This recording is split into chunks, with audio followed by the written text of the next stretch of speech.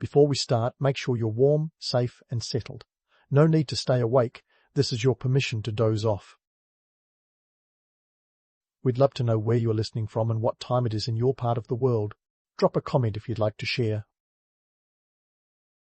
In the bustling chaos of 19th century Shanghai, where the air is thick with ambition and the scent of opportunity mingles with the salty tang of the Huangpu River, you're just another cog in the grand imperial machine.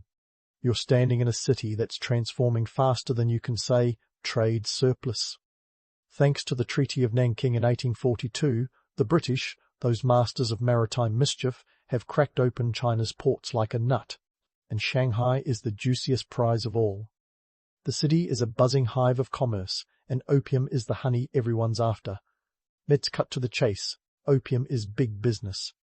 We're talking about a product that costs mere pennies to produce in the poppy fields of India, yet sells for silver dollars in the smoky dens of Shanghai. It's like turning tap water into champagne, with a side of addiction thrown in for good measure. Those British merchants, with their stiff upper lips and even stiffer moral compasses, have found themselves a gold mine, or rather an opium mine. But let's not get ahead of ourselves. The Treaty of Nanking was a game-changer, folks. After the First Opium War, where the British essentially bullied China into submission, the treaty not only ceded Hong Kong to the Brits, but also opened up 5 key ports, including our dear Shanghai, to foreign merchants. This was the economic equivalent of giving a shopaholic a credit card and an all-access pass to the world's largest mall. Foreigners flooded in, eager to tap into the lucrative Chinese market, and the Chinese government was left to pick up the pieces of its shattered trade policies. Now, let's talk numbers. In the mid-1800s, about 40,000 chests of opium were being shipped annually to China. Each chest weighed around 133 pounds. And we're not talking about your grandma's knitting chest, this was the good stuff, fetching about 400 silver dollars per chest. That's more silver than a pirate's treasure hoard, all for a product that cost next to nothing to produce. The British East India Company was practically printing money. It's like a Ponzi scheme, but with more smoke and less legality. And here you are, in the middle of this economic hurricane, where the opium dens are as common as tea houses. These dens are the new social clubs, where men, and yes, it's mostly men, recline on wooden benches, inhaling dreams as they drift into euphoric stupors. It's a scene that would make any modern-day rehab center recoil in horror. But in Shanghai, it's just another Tuesday. The appeal of opium is undeniable. It's a siren song that lures sailors, merchants, and even local Chinese officials into its embrace. Opium doesn't discriminate. It's the great equalizer, bringing together the British elite and the Chinese working class in a haze of smoke and shared dependency. The dens are a melting pot of cultures and vices, where deals are struck and alliances are forged over pipes and puffs. But beneath the glamour of this cross-cultural exchange lies a darker truth. Opium is not just a drug, it's a weapon of economic warfare. The British have found a way to balance their trade deficit with China, which was as lopsided as a seesaw with an elephant on one end. Before opium, China was bleeding British silver, dry with its exports of tea, silk, and porcelain. Enter opium, and suddenly the scales tip back. The Chinese economy starts hemorrhaging silver, and the social fabric begins to unravel as addiction spreads. If you think the British were unaware of the havoc they were wreaking, think again. They knew exactly what they were doing, but the profits were too sweet to resist, like a candy store with a broken lock. In the words of one British official, opium was a necessary evil, a phrase that conveniently absolves a multitude of sins. So here you are, in a city that's both a paradise for merchants and a nightmare for moralists. The opium trade in Shanghai is a testament to the human capacity for both ingenuity and greed. It's a complex tapestry of commerce and corruption, woven together by the threads of global politics and local desperation. As you wander through the vibrant streets, dodging rickshaws and the occasional goat, take a moment to consider the legacy being built around you. The opium dens are more than just places of escape. They are the battlegrounds of an economic revolution, where fortunes are made and lives are lost. And you, my friend, are smack dab in the middle of it, witnessing history unfold with every smoky breath. As you wander through the vibrant streets, dodging rickshaws and the occasional goat, take a moment to consider the legacy being built around you. But let's not just stand around gawking. Let's dive into the belly of the beast, the opium dens themselves, where the real action is happening. Neither all glitz nor all grime. These dens are the true embodiment of Shanghai's dual nature, a city balancing on a high wire between grandeur and decay. Picture this. A typical opium den in Shanghai might look like something straight out of a fever dream painted by Hieronymus Bosch, with a dash of Victorian flair. Some dens were opulent palaces of pleasure, decked out in silk draperies and gilded carvings, resembling a set from the latest Netflix period drama. These high-end havens were where the city's elite, both foreign and local, retreated into a haze of luxury and smoke. Picture plush cushions strewn about, incense wafting through the air, and a servant on hand to refill your pipe with the finest opium, imported directly from the lush fields of India. A single session in such a den could cost you $10 silver, a small fortune at the time. But let's not kid ourselves. Not all dens were this posh. For every lavish lair, there were dozens of rundown shacks where the less fortunate huddled together, sharing a pipe like a group of college students with one last beer. These were the dens on the wrong side of the tracks, where the decor was more early squalor than late Qing dynasty. Here, a fix could be had for as little as a single silver coin, provided you didn't mind the company or the rats. And who were the masterminds behind these smoky retreats? Enter the den owners, a colourful cast of characters who were part entrepreneur, part underworld boss. They stood at the crossroads of commerce and crime, peddling dreams while keeping one eye on the local constabulary. These folks knew how to navigate the murky waters of Shanghai's underbelly, maintaining a delicate balance between bribing officials and staying one step ahead of the law. They were the original disruptors, long before Silicon Valley made it cool, profiting off a product that was as addictive as it was destructive. Now, let's talk about the unsung hero of the opium trade, the opium boy. This was no cushy gig. Your job, should you choose to accept it, was to cater to the whims of the den's clientele. You'd be responsible for everything from lighting the pipes to keeping the peace when the haze turned into a storm. Think of it as the 19th century equivalent of a barista, but instead of coffee, you're serving the world's most notorious narcotic. And all for a pittance, because who needs fair wages when you're part of history, right? Of course, no exploration of opium dens would be complete without a nod to their famous visitors. Shanghai was a magnet for the adventurous and the infamous, and the opium dens were no exception. Take, for example, Sir Richard Burton, not the actor, but the 19th century explorer and linguist. Burton, always eager for a taste of the exotic, found himself in a Shanghai den at least once, chasing the dragon with the best of them, and let's just say that even the sharpest adventurers could find themselves in less than glamorous situations after a night in the dens. Imagine waking up in the morning only to find your pockets lighter and your head pounding like a drum corps at a festival, not quite the romantic image the brochures promised. But these dens weren't just playgrounds for the rich and infamous. They were microcosms of Shanghai society, where the lines between classes blurred as quickly as the smoke filled the air. You could find a British diplomat reclining next to a Chinese labourer, both momentarily equal in their pursuit of oblivion. It was a peculiar form of egalitarianism, born not out of progressive ideals but out of shared vice. The opium dens were the great levellers, where everyone was just another dreamer seeking solace in smoke.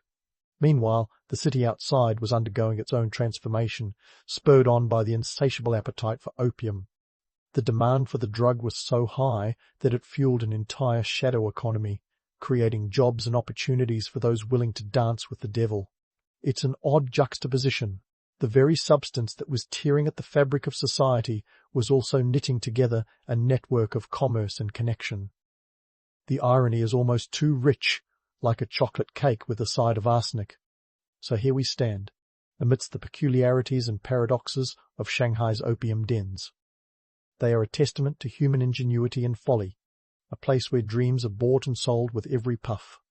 As you navigate these smoky corridors, remember that you're not just witnessing history, you're living it, in all its messy, marvellous complexity. But don't get too comfortable. There's more to this story, and we've only just begun to scratch the surface. Stay tuned, because the tale of opium in Shanghai is far from over, and the best, or perhaps the worst, is yet to come. The story of opium in Shanghai is like a high-stakes poker game with the devil as the dealer, and everyone thinks they've got the winning hand. But just as we've been reveling in the smoke and mirrors of opium dens, it's time to flip the card and see the other side of the coin, the grim reality that was anything but dreamy. Let's start with the myths. Opium wasn't just a drug, it was the stuff of legend, whispered about in the corners of dimly lit rooms. Romanticized tales spun opium as a gateway to enlightenment, an exotic elixir that could unlock the mysteries of the universe.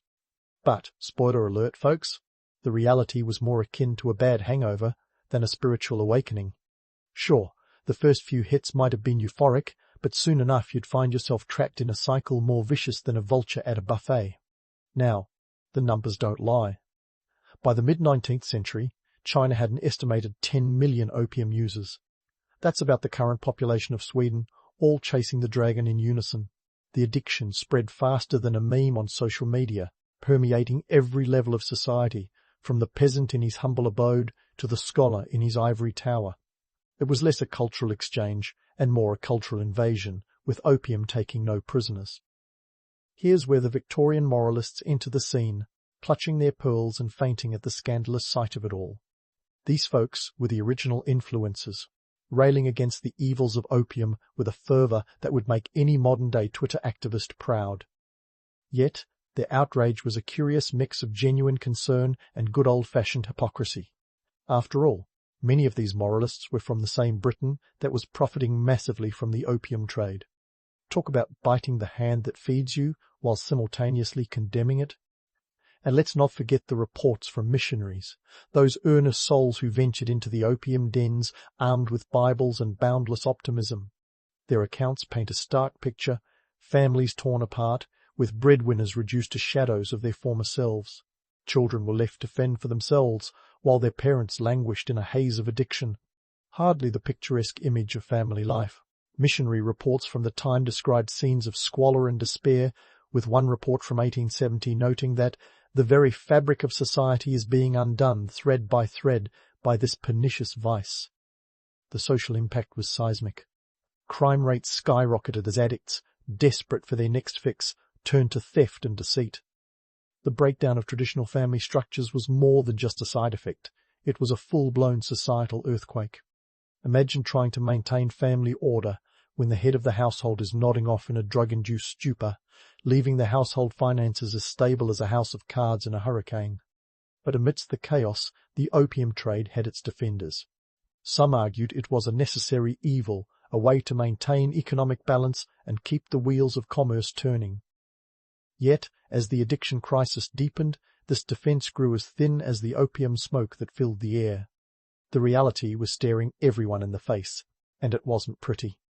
Shanghai was becoming a city of walking dead, where opium had replaced ambition and dreams were bought and sold for a silver dollar. So, what's the takeaway from all this? Opium in Shanghai was a microcosm of human fallibility, a tale of greed, addiction, and the relentless march of commerce over conscience. It was a time when the allure of profit overshadowed the cries of a society unravelling at the seams. And yet, even as the opium dens thrived, the seeds of change were being planted by those who dared to challenge the status quo. As we continue this journey into the heart of darkness, remember that every puff of opium smoke carried with it a story of dreams deferred and lives derailed. And while the dens may have been places of temporary escape, the harsh reality always lurked just beyond the haze. Stay tuned, because this historical ride is far from over, and the road ahead promises even more twists and turns. But as the smoke cleared from the dens of debauchery, the winds of change were beginning to stir, and not a moment too soon. The Chinese government, finally waking up to the nightmare that had been unfolding in their own backyard, decided it was time to kick the opium habit. Easier said than done when you're knee-deep in a national addiction. The Qing dynasty, bless their imperial hearts, made several attempts to stem the tide of opium. They passed edicts, signed decrees, and generally tried to appear as though they were taking decisive action. In 1839, the Daoguang Emperor appointed Lin Zexu, a man with a backbone of steel and a moral compass that pointed due north, as imperial commissioner. Lin wasn't there to play nice. He was there to rid China of the scourge of opium, and he meant business. Lin Zexu's first move? He penned a letter to Queen Victoria herself, politely yet pointedly asking why Britain was so keen on poisoning China with opium while banning it back home. When that didn't get the desired response, Lin took matters into his own hands. He seized over 20,000 chests of opium from British merchants in Canton and dumped it into the ocean, a bold move that was as symbolic as it was strategic. That's over 2.6 million pounds of opium, folks. Enough to fill a small mountain, or one very large party. Of course, this didn't sit well with the British, who were quick to retaliate, leading to the First Opium War. Spoiler alert, it didn't end well for China. The Treaty of Nanking in 1842, as you might recall, only exacerbated the situation by opening more ports to British merchants, effectively ensuring that opium continued to flow into the country like a river of despair. But Lin's actions weren't in vain. They sparked a fire under the feet of reformers both in China and abroad. Western reform movements, fueled by a mix of genuine humanitarian concern and good old-fashioned guilt, began calling for the end of the opium trade. The British public, once blissfully ignorant of the destruction wrought by their country's lucrative pastime, started to wise up. Opium became a scandal, a dirty little secret that was too big to hide under the imperial rug. By the late 19th century, the tide was turning. Enter the International Opium Commission of 1909, held in Shanghai of all places, because apparently irony was not lost on these folks. This was the first international effort to curb the opium trade, bringing together representatives from 13 countries to discuss the elephant in the room. The result? A resolution that called for gradual suppression of the opium trade, a move akin to telling a junkie to ease off the needles slowly. Still, it was a start. Fast forward to 1912 and the signing of the International Opium Convention at The Hague, an agreement that put some real teeth into efforts to control opium production and distribution. This was a landmark moment, a global acknowledgement that opium addiction was a problem that crossed borders and cultures. It was the world's first international drug treaty, setting the stage for future conventions that would tackle everything from cocaine to cannabis. But let's not break out the party hats just yet. The socio-political dynamics in China were as tangled as a bowl of noodles. On one hand, you had reformers and modernizers pushing for change, eager to shake off the shackles of addiction and imperialism. On the other, you had those who were still lining their pockets with opium profits, not to mention a government that was about as stable as a one-legged stool. The Chinese government faced immense resistance from local officials and warlords who, shockingly, weren't all that keen on losing their cut of the opium pie. For many, opium was the grease that kept the wheels of their power turning. It was the currency of corruption, a means to an end in a society where influence was often measured in ounces and addiction. And let's not forget the Western powers, who, despite their public declarations of reform, were still holding on to their opium interests with both hands. Britain, in particular, had a vested interest in maintaining the status quo, given that the opium trade accounted for a significant chunk of its revenue from India. It was a classic case of do as I say, not as I do, with moral outrage conveniently balanced by economic necessity. Yet, despite the odds, progress was made. The early 20th century saw a gradual decline in the opium trade, aided by both international pressure and internal reforms. The Chinese government implemented stricter laws and penalties, while public awareness campaigns sought to educate the populace about the dangers of opium. Schools and newspapers became battlegrounds for the hearts and minds of the Chinese people, as reformers sought to replace the allure of opium with the promise of a brighter future. It wasn't an easy road, and setbacks were as common as clouds in the Shanghai sky. But the groundwork had been laid for a new era, one where opium dens would become relics of a bygone age rather than fixtures of everyday life. As the 20th century marched on, the opium trade's grip on China began to loosen, slowly but surely. So, as we stand on the precipice of change, it's clear that the battle against opium was as much about politics and power as it was about addiction and despair. It was a complex dance of diplomacy and duplicity, where every step forward seemed to be met with a shuffle to the side. Yet, the fact that change was even possible is a testament to the resilience of the human spirit, the ability to rise above the smoke and see a path forward, however hazy it might appear. But don't put away your history books just yet, because the story of opium in China is far from finished. As we look ahead, there are still twists and turns to explore, revelations to uncover, and lessons to learn from this tumultuous chapter in history. So stick around, because the final act promises to be as intriguing as the story we've uncovered so far. Ah, the Opium Saga, a tale more twisted than a Shanghai alleyway, and as sticky as the opium itself. As we stride into the aftermath of this narcotic nightmare, let's pause to examine what the opium dens left behind in the cobblestones of Shanghai. Spoiler alert, it's not a fairy tale ending, but it's certainly a lesson in human resilience and folly. First off, let's address the elephant in the room, or rather, the dragon in the den. The opium dens were more than just havens of hedonism. They were cultural icons that defined an era. These smoky sanctuaries left an indelible mark on Shanghai's identity, etching a legacy that still echoes through the city's bustling streets.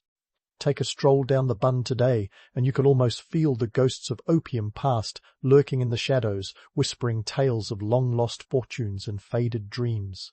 Fast forward to the present, and you'll find that Shanghai has done quite the makeover. Gone are the opium dens, replaced by skyscrapers that pierce the sky like modern-day Tower of Babels. Yet, the spectre of opium still haunts the city, woven into its very fabric like a cautionary tale that refuses to fade. It's a legacy of contrasts, where prosperity coexists with the memory of addiction, and every glittering success story carries the weight of historical burden. Politically, the opium debacle was a wake-up call that reverberated far beyond China's borders. It gave birth to international drug policies that remain in effect today, albeit with more bureaucracy and fewer wooden pipes. The lessons learned were hard-won and costly, both in terms of human lives and national pride. Yet, it set the stage for a global conversation about addiction, trade, and the moral quagmire that arises when profit trumps humanity. Let's not sugarcoat it. The road to redemption was rocky, filled with potholes of power struggles and economic upheavals. As the opium trade waned, so too did the fortunes of those who had thrived on its existence. The same warlords and officials who once pocketed silver dollars found themselves scrambling for relevance in a rapidly changing world. It was a harsh reminder that empires built on vice are often the first to crumble when the wind changes direction.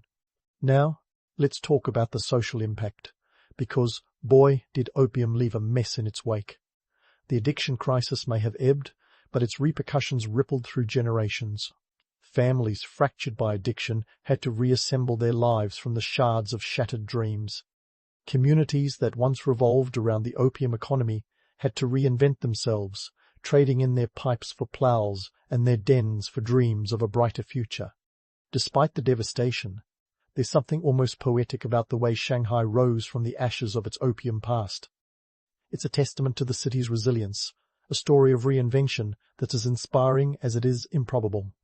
And yet, even as Shanghai sheds its opium skin, the lessons of the past linger like a shadow, a reminder that history has a tendency to repeat itself when we're not paying attention. Speaking of repetition, let's take a gander at today's drug policies. The ghosts of Shanghai's opium dens have a way of reappearing in unexpected places, reminding us that the battle against addiction is far from over.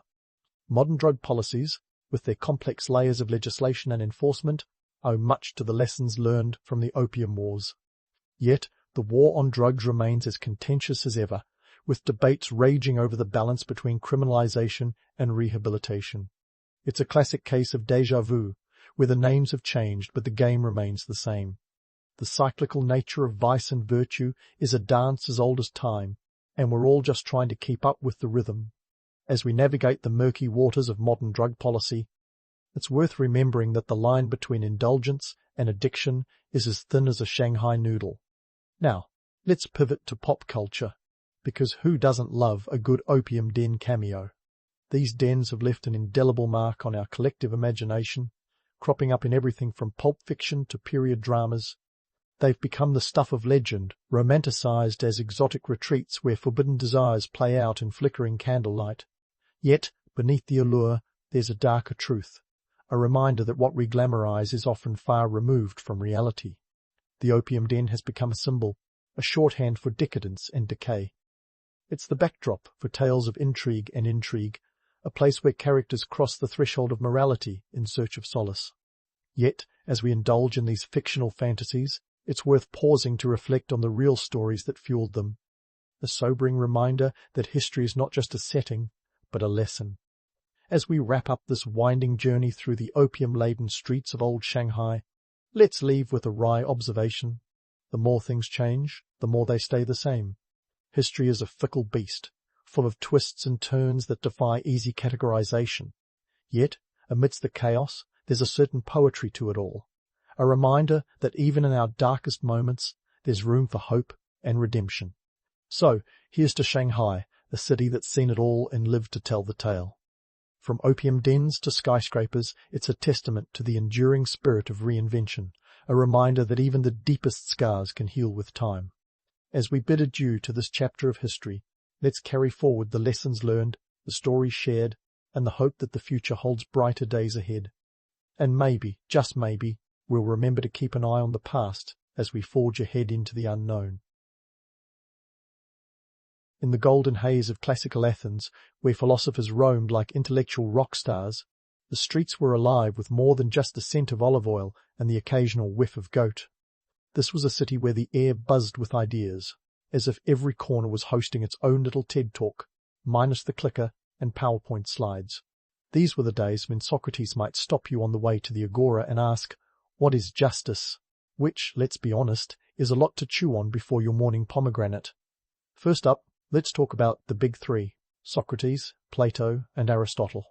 These guys weren't just the OGs of Western philosophy, they were the intellectual equivalent of a blockbuster trilogy, each with their own take on the universe, the self, and everything in between. Socrates, the granddaddy of them all, didn't write a single word himself. Instead, he preferred strolling around Athens, engaging in relentless Q&A sessions that probably made his contemporaries wish they had invented noise-cancelling headphones. His method was simple. He asked questions until his conversation partner either had an epiphany or a minor existential crisis, whichever came first. Plato, Socrates' star pupil, took these Socratic dialogues and ran with them, much like a Netflix producer with a hit show. He wrote them down as dramatic dialogues, casting Socrates as the lead in philosophical explorations that were part debate, part drama.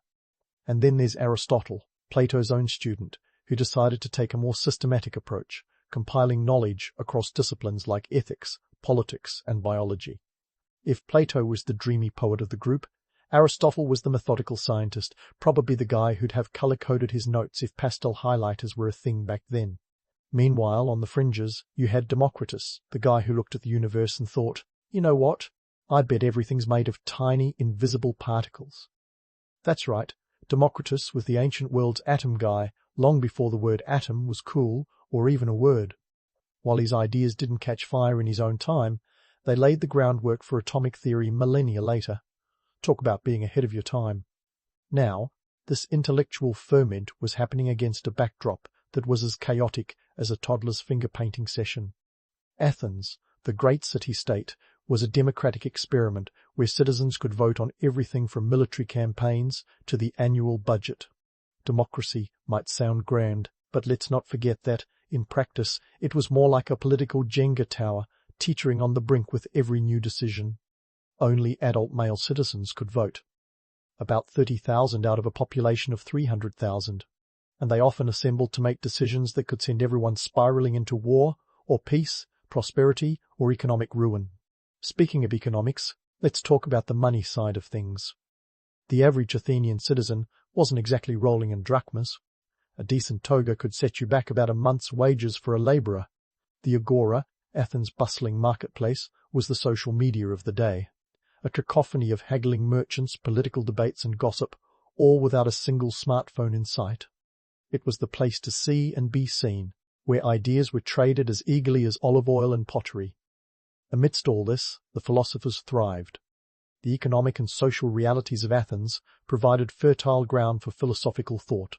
It was a city that celebrated rhetoric and debate, where the sharpness of your tongue could be as valuable as the sharpness of your sword. The political instability meant that big questions about justice, governance, and ethics weren't just abstract. They were the stuff of everyday life, as urgent and pressing as a midsummer heatwave.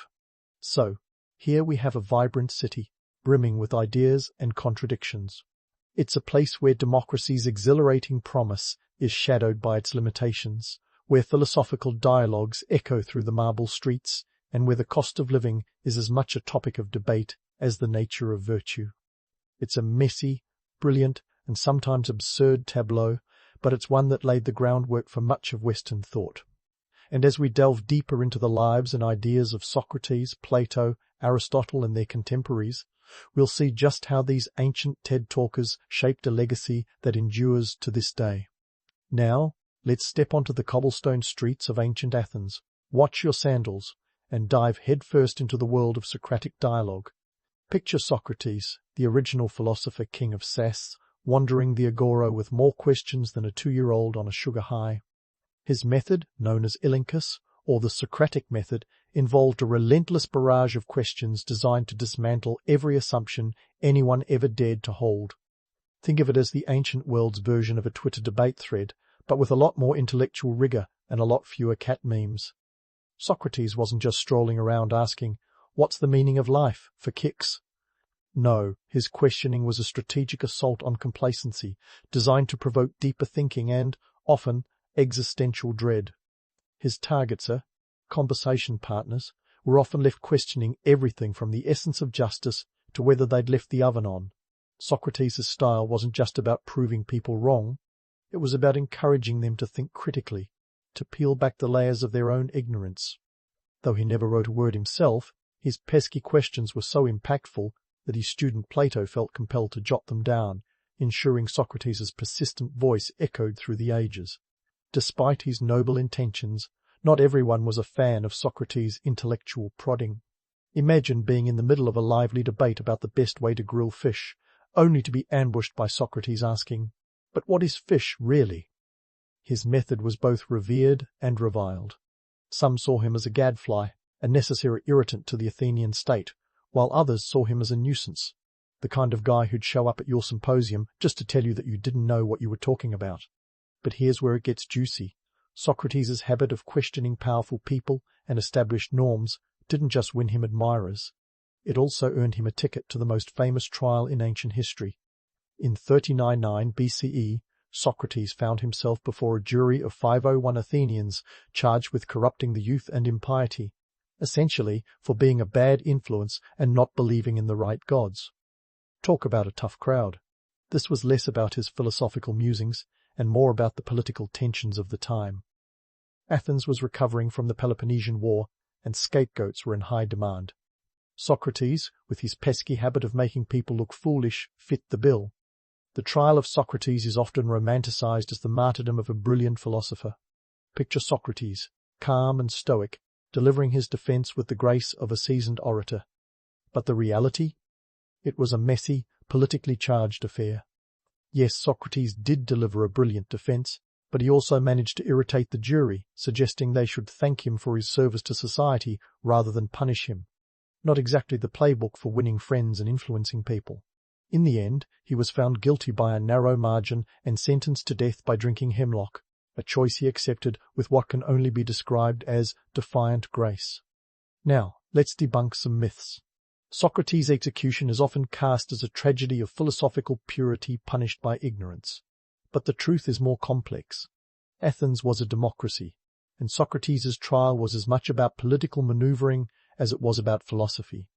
His association with controversial figures like Alcibiades, a general known for switching sides during the Peloponnesian War, didn't help his case. In a city reeling from defeat and desperate for stability, Socrates' questioning of traditional values was seen as destabilizing, a luxury they could no longer afford. Let's not forget the economics at play. Athens was a city where the wealthy elite could afford to engage in leisurely philosophical debates, while the average citizen was more concerned with making ends meet. The agora, where these dialogues often took place, was not just an intellectual playground.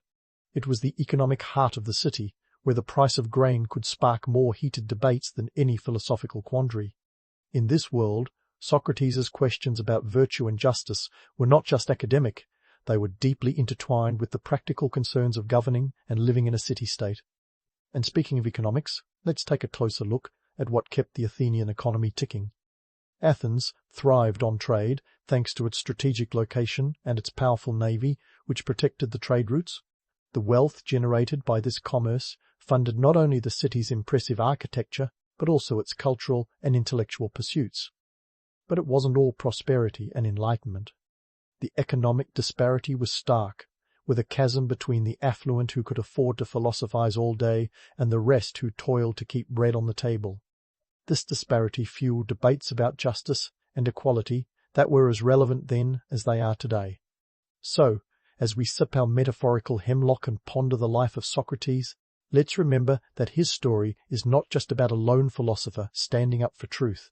It's about a society grappling with change, with the push and pull between tradition and innovation, stability and progress. Socrates may have met his end in 39 BCE, but the questions he raised about the good life, morality and justice continue to resonate, challenging us to think, to question, and, perhaps, to be a little less certain of our own assumptions. And as we move forward in this exploration of Athenian philosophy, we'll see how these dialogues laid the groundwork for the thinkers who followed, each adding their own twist to the grand conversation. Athens, where the philosophical torch passed from Socrates to his star pupil Plato, like a relay race in the Olympic Games of thought. Plato, whose name means broad, a nod to either his wide shoulders or his expansive mind, wasn't about to let Socrates' legacy fade like yesterday's toga styles. Instead, he took those dialogues and did something radical. He institutionalized them. That's right, Plato opened the academy, a place where philosophizing was less about impromptu street debates and more about structured education. Imagine it as the Harvard of ancient Athens, minus the ivy and exorbitant tuition fees. Now, let's talk logistics, because running a philosophical school in ancient Athens wasn't all metaphysical musings and epiphanies. The academy wasn't just a school, it was a full-on intellectual commune nestled in a grove dedicated to Athena, the goddess of wisdom. It's believed that the academy's doors opened around 387 BCE, and it wasn't just about philosophy, mathematics, astronomy, and politics were on the syllabus too. And here's the kicker, it was free to attend. Unlike today's student loans that could pay for a small island, the academy thrived on the support of wealthy patrons who valued wisdom as much as war horses. Plato's academy wasn't just about sitting under olive trees, contemplating the cosmos. It was a place where ideas were rigorously debated, often with the kind of passion that could make modern-day Reddit threads look tame. Plato's own works became the curriculum. Think of it as the ultimate ego boost, teaching your own books in your own school. And it was here that Plato began writing his famous dialogues, those dramatic plays starring none other than Socrates himself as the protagonist in quests for truth. One of Plato's most famous musings is the allegory of the cave found in his work, The Republic. Now, before you start imagining spelunking philosophers, let's clear the air. Plato wasn't advocating for a new hobby of cave dwelling. Instead, this allegory is a metaphorical mind-bender. Picture prisoners chained in a cave, able to see only the shadows of objects cast on a wall by a fire behind them. According to Plato, these shadows represent the perceptions of those who think they know reality. The real kicker? The journey to enlightenment involves breaking free from these chains and embracing the blinding truth outside the cave. It's Plato's way of saying, wake up, you're all living in a shadow world, a message that makes The Matrix seem like a children's bedtime story. Plato's Republic dives even deeper into these philosophical waters. It's essentially a guidebook for building the perfect society, or so Plato thought. Spoiler alert, it's less about democracy and more about a utopia ruled by philosopher kings. That's right, Plato wasn't sold on the Athenian democratic experiment. In his ideal state, the people at the top weren't political dynasties or warrior elites, but philosophers, the folks who actually spent their time thinking about how to make society better. This was a radical idea, and, let's face it, a bit self-serving coming from a philosopher. But hey, if you can't dream big in your own book, where can you? The Republic is structured like a Socratic dialogue, with characters debating justice, virtue, and the ideal state. But as enticing as Plato's utopia sounds, it's worth noting that it's a bit of a thought experiment gone wild.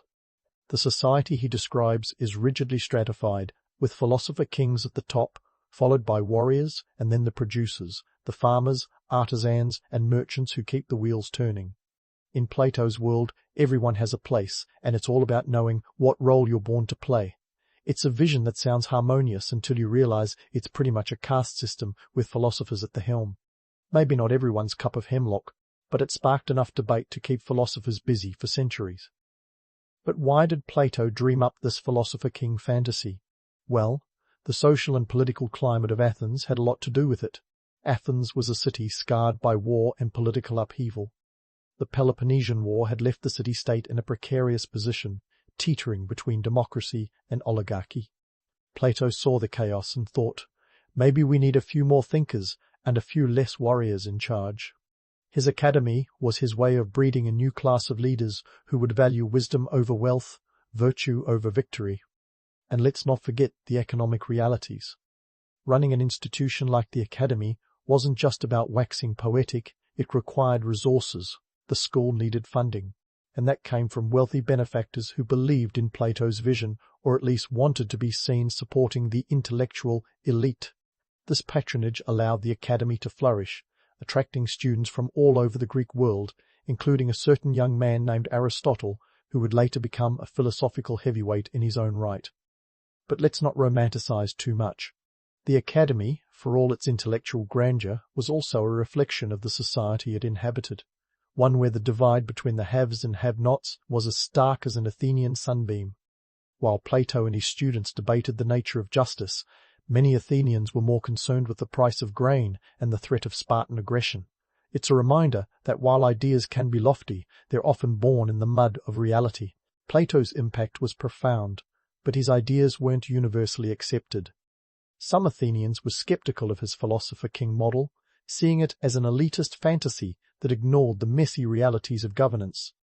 Others questioned the practicality of his theories, wondering how ideas spun in the comfort of the academy could translate into effective policy.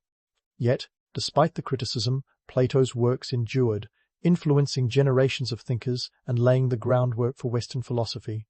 And so, as we wander through the intellectual corridors of Plato's academy, we see a world where ideas were as potent as politics, where the quest for truth was as vital as the quest for power. Plato's dialogues, with their probing questions and grand visions, remind us that philosophy isn't just about finding answers. It's about asking the right questions, and sometimes dreaming up a world that might never exist but is worth striving for anyway. As we prepare to leave Plato's world for now, remember that his academy was not just a place but a legacy, an enduring testament to the power of thought, the importance of education, and the relentless pursuit of wisdom. And while Plato may have envisioned a world of philosopher-kings, his real gift was in showing us that the pursuit of knowledge is the noblest rule of all. Stay tuned, because next up we'll dive into the mind of Aristotle, the man who took Plato's dreams and grounded them in reality. So, we turn the page from Plato's dreamy philosopher-king fantasy to his star pupil Aristotle, who was less about the ethereal and more about the empirical.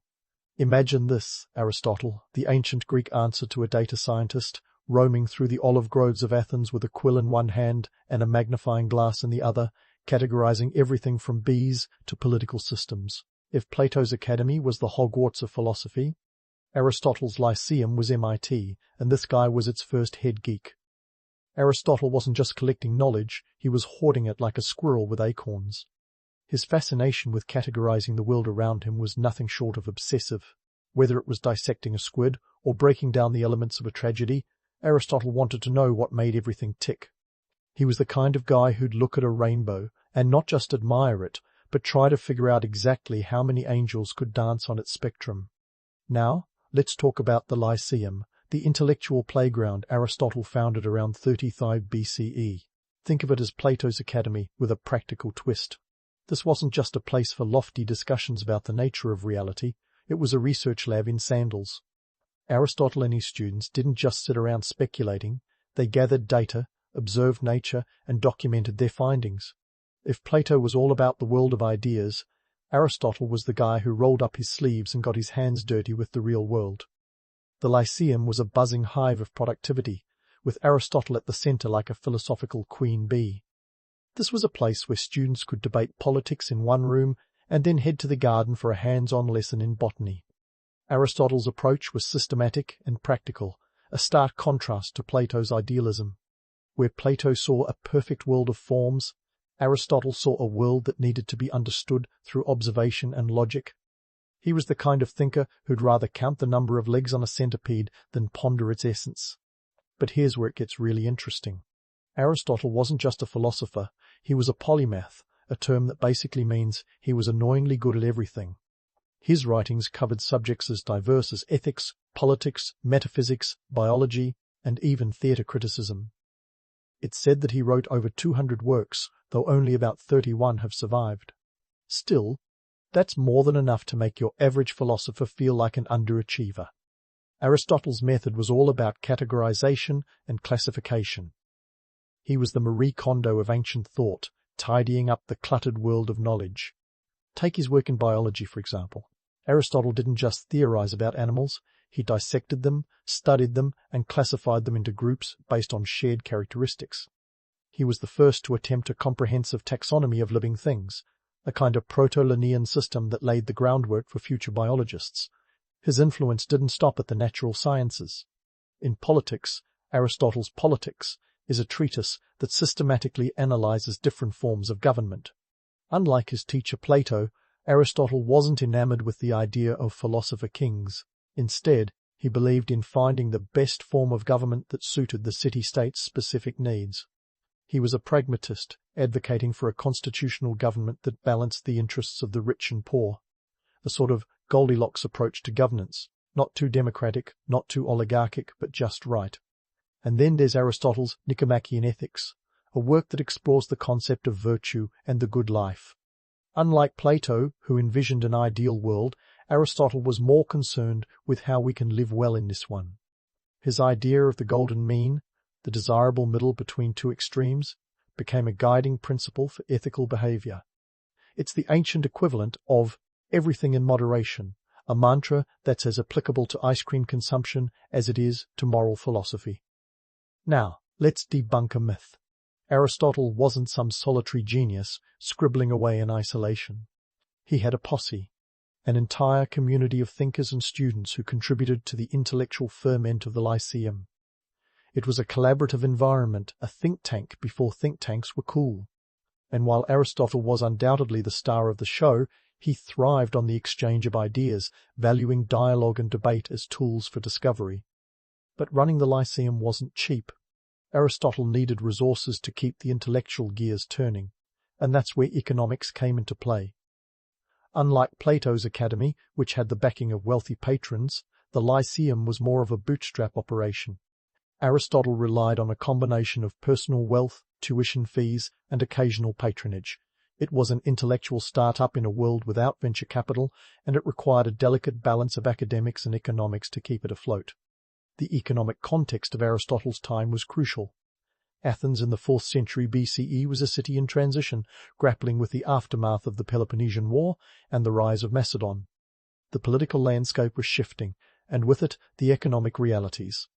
The Lyceum had to navigate these waters, adapting to the changing tides of wealth and power. It was a reminder that even in the pursuit of knowledge, money matters.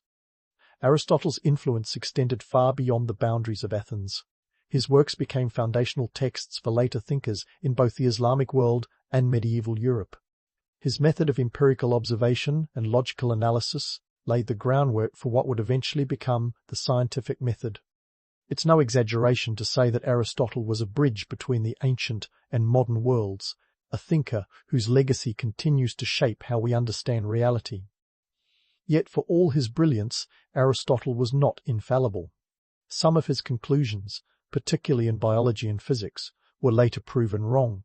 His geocentric model of the universe, for example, was eventually overturned by Copernicus and Galileo.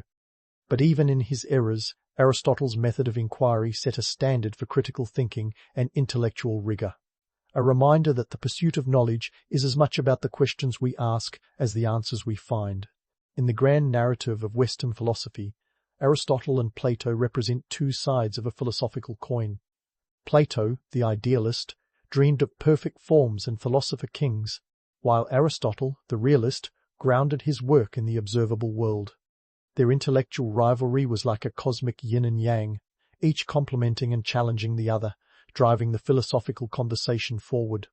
As we leave Aristotle's bustling Lyceum, we find ourselves at a crossroads in ancient thought, a place where ideas are not just spun in the abstract, but tested against the hard realities of life. Aristotle's legacy is a testament to the power of observation, logic, and critical thinking. It's a legacy that invites us to look beyond the shadows on the wall and strive to understand the world in all its complexity. And just like that, we've journeyed from the lofty ideals of Plato to the grounded empiricism of Aristotle. But hold on tight, because the philosophical odyssey isn't over yet.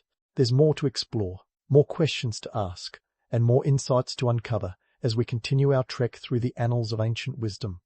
Stay tuned for the next chapter, where we'll delve into the echoes of Aristotle's teachings and the enduring impact of his ideas on the world that followed. And as we step out from the buzzing corridors of Aristotle's Lyceum, we're not just leaving behind a school of thought, but a legacy that resonates through the ages, echoing in the halls of modernity. You see, these ancient philosophers weren't just cloistered thinkers lost in metaphysical reverie. Oh no, they were deeply engaged with the gritty realities of their world, wrestling with questions that still keep us up at night, like how to balance freedom and order, or the eternal struggle between idealism and pragmatism. It's a bit like a philosophical game of tug-of-war, only instead of muddy fields, we have the backdrop of Athenian politics and economics. Let's start by debunking the myth that these philosophers were just ivory tower dreamers, sipping wine and contemplating their navels. Socrates, for instance, wasn't just a gadfly of the mind, he was a social critic, poking holes in the political status quo. When he asked, "What is justice?" it wasn't some abstract musing. In a city where democratic decisions could swing wildly from one assembly to the next, this was a question with real stakes.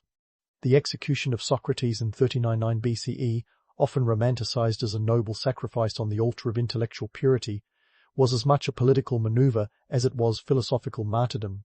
Athens was a city reeling from war, and Socrates' relentless questioning of the status quo was about as welcome as a rainstorm at a beach party. Then there's Plato, whose dialogues weren't just intellectual exercises, but reflections on his society's tumultuous state.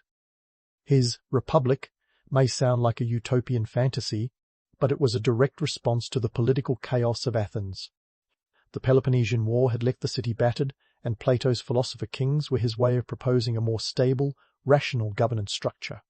Imagine him as the ancient equivalent of a policy wonk, sketching out a roadmap for a more orderly world, albeit one that conveniently placed philosophers at the top of the social pyramid.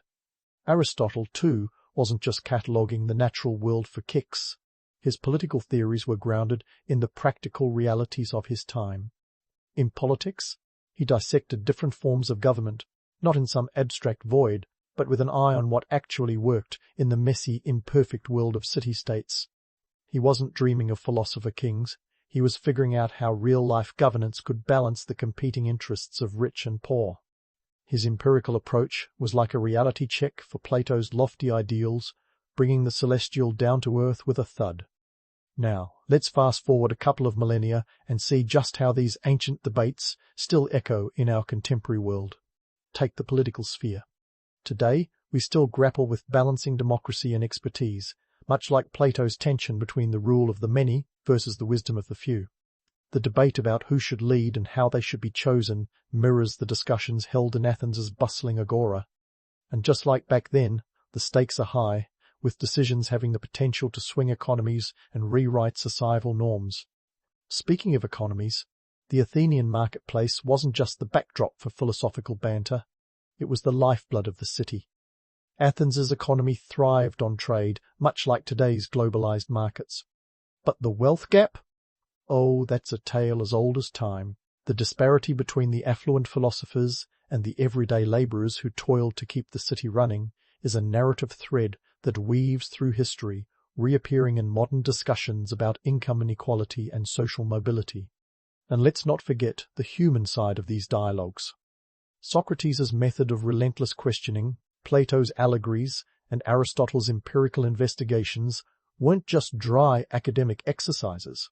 They were deeply human explorations of the world, filled with humor, irony, and sometimes a touch of absurdity. These dialogues remind us that philosophy is as much about asking questions as it is about finding answers. In a way, they're the original sitcoms, complete with memorable lines, unexpected twists, and characters so vivid they practically leap off the page. The legacy of classical Athenian philosophy isn't just etched into the annals of academia, it's woven into the very fabric of modern thought. It challenges us to think deeply, question assumptions, and engage with the world around us, not just from the comfort of our armchairs, but from the bustling streets and marketplaces where real life happens. These ancient thinkers remind us that philosophy isn't just about pondering the abstract, it's about grappling with the concrete realities of human existence. So, as we wrap up our journey through the sunlit streets of classical Athens, let's take a moment to appreciate the enduring impact of these philosophical dialogues. They're not just relics of a bygone era, but living conversations, echoing through time, challenging us to think, to question, and to engage with the world in all its complexity.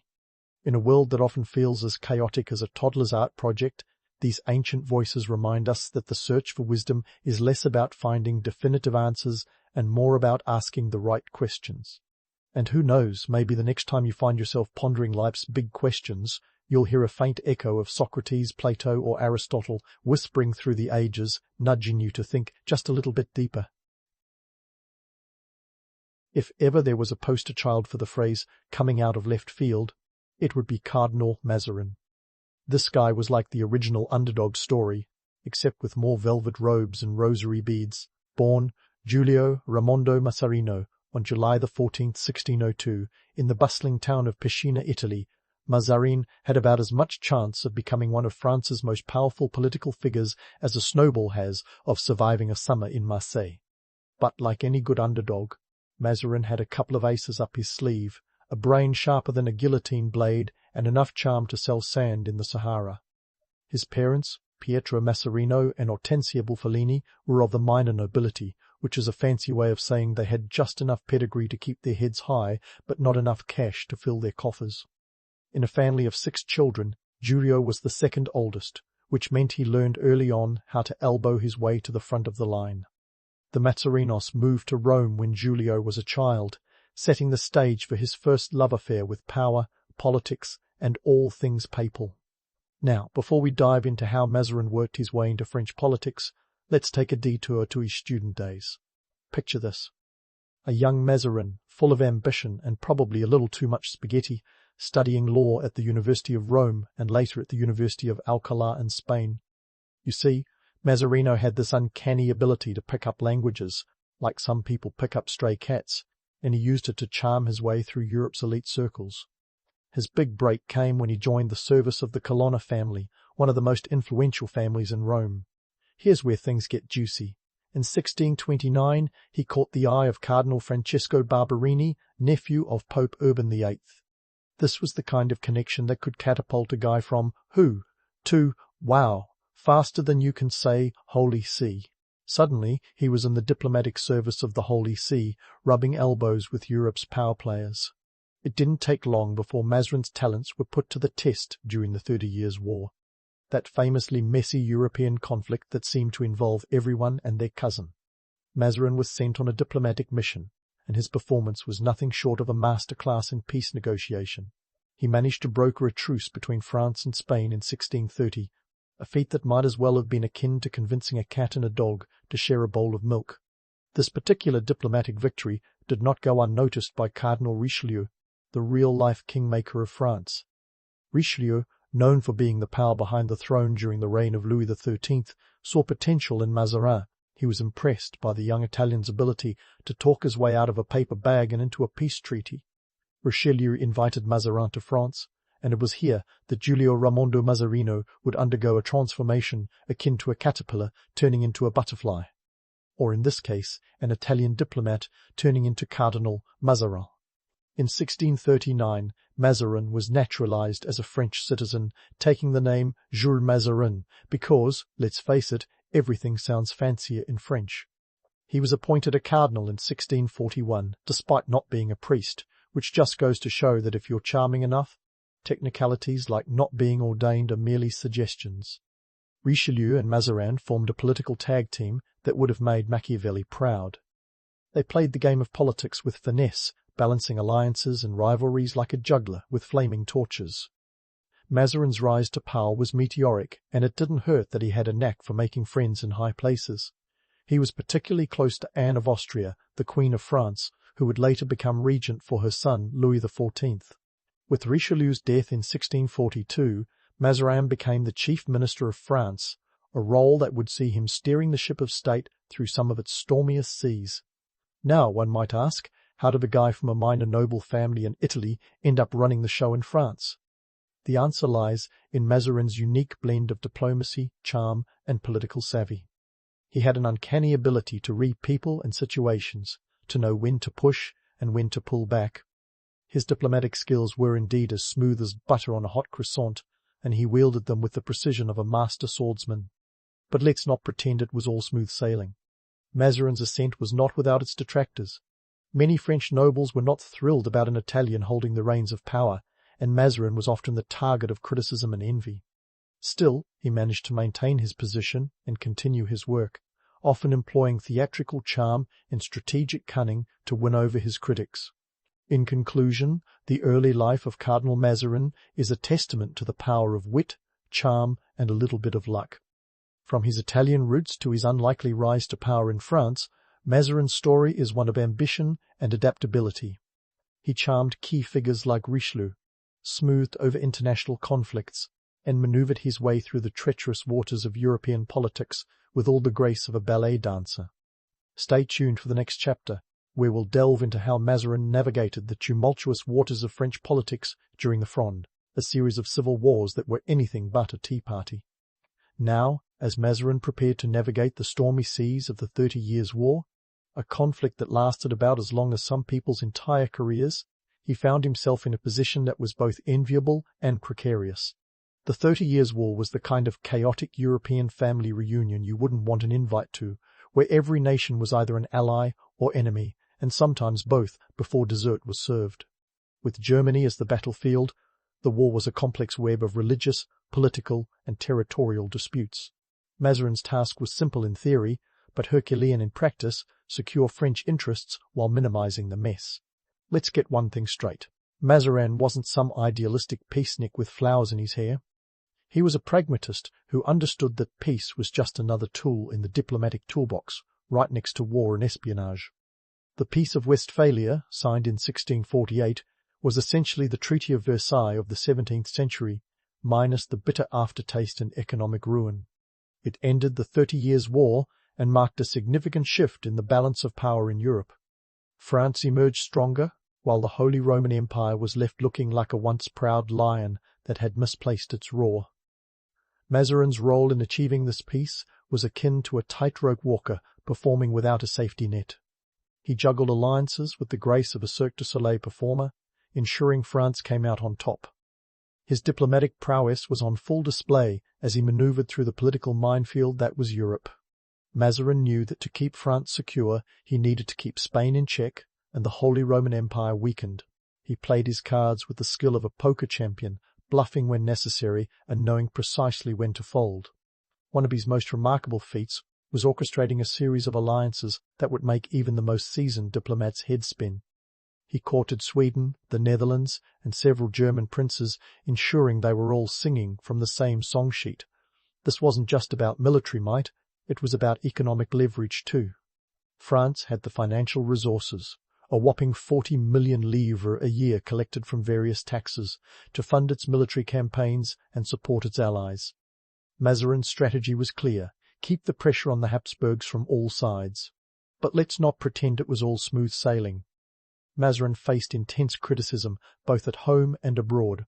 Some saw him as a foreigner meddling in French affairs, a puppet master pulling the strings from behind the scenes.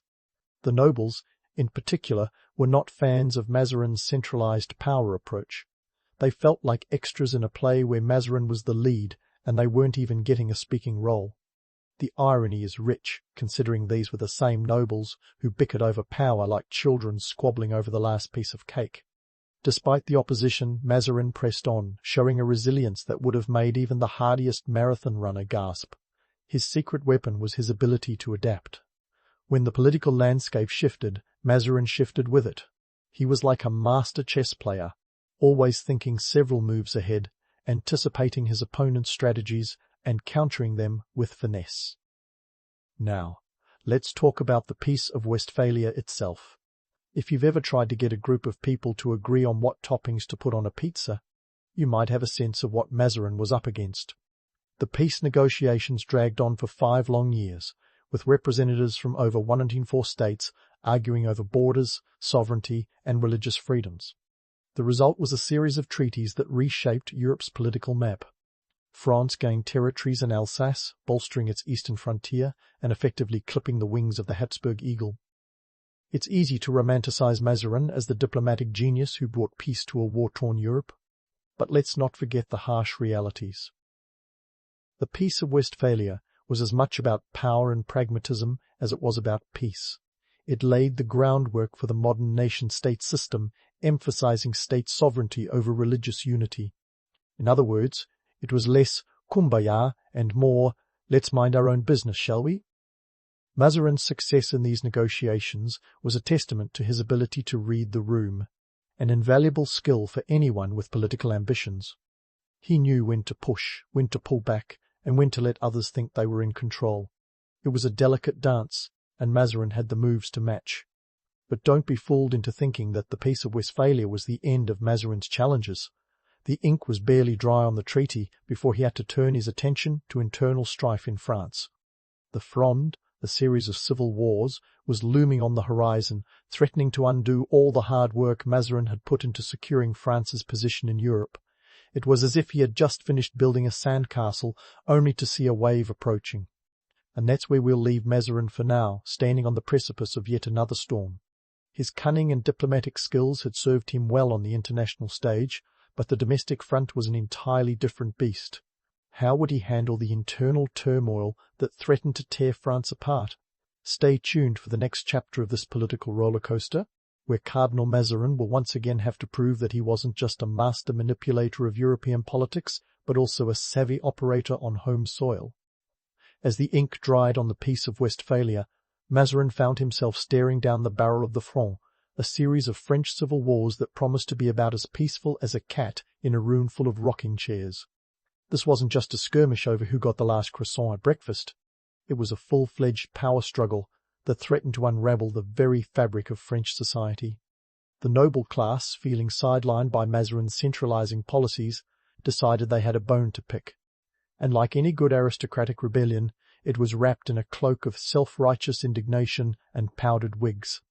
So, what exactly sparked the Fronde? Let's set the scene. France was reeling from the costs of war, and the peasants were about as thrilled about new taxes as a dog in a bath. Mazarin, needing to fill the royal coffers, decided to levy taxes on the already grumbling populace. This decision was about as popular as a skunk at a garden party, and it turned out the nobles weren't too keen on footing the bill either. The Parlement of Paris, a judicial body that saw itself as the protector of the realm, threw down the gauntlet, opposing Mazarin's fiscal policies with all the vigor of a toddler refusing to eat their vegetables. And so the Fronde began in 1648. Picture this: a bunch of disgruntled nobles and magistrates throwing a tantrum that would make a soap opera look tame. They rallied under the banner of defending the ancient liberties of France, which is a fancy way of saying they wanted to keep their privileges while the rest of the country tightened its belt. Mazarin, never one to back down from a challenge, played a game of political chess that would have put Garry Kasparov to shame. He knew that to keep his grip on power, he needed to outmaneuver his opponents, and if that meant playing dirty, so be it. The Fronde was divided into 2 main phases, the Fronde of the Parlement and the Fronde of the Princes.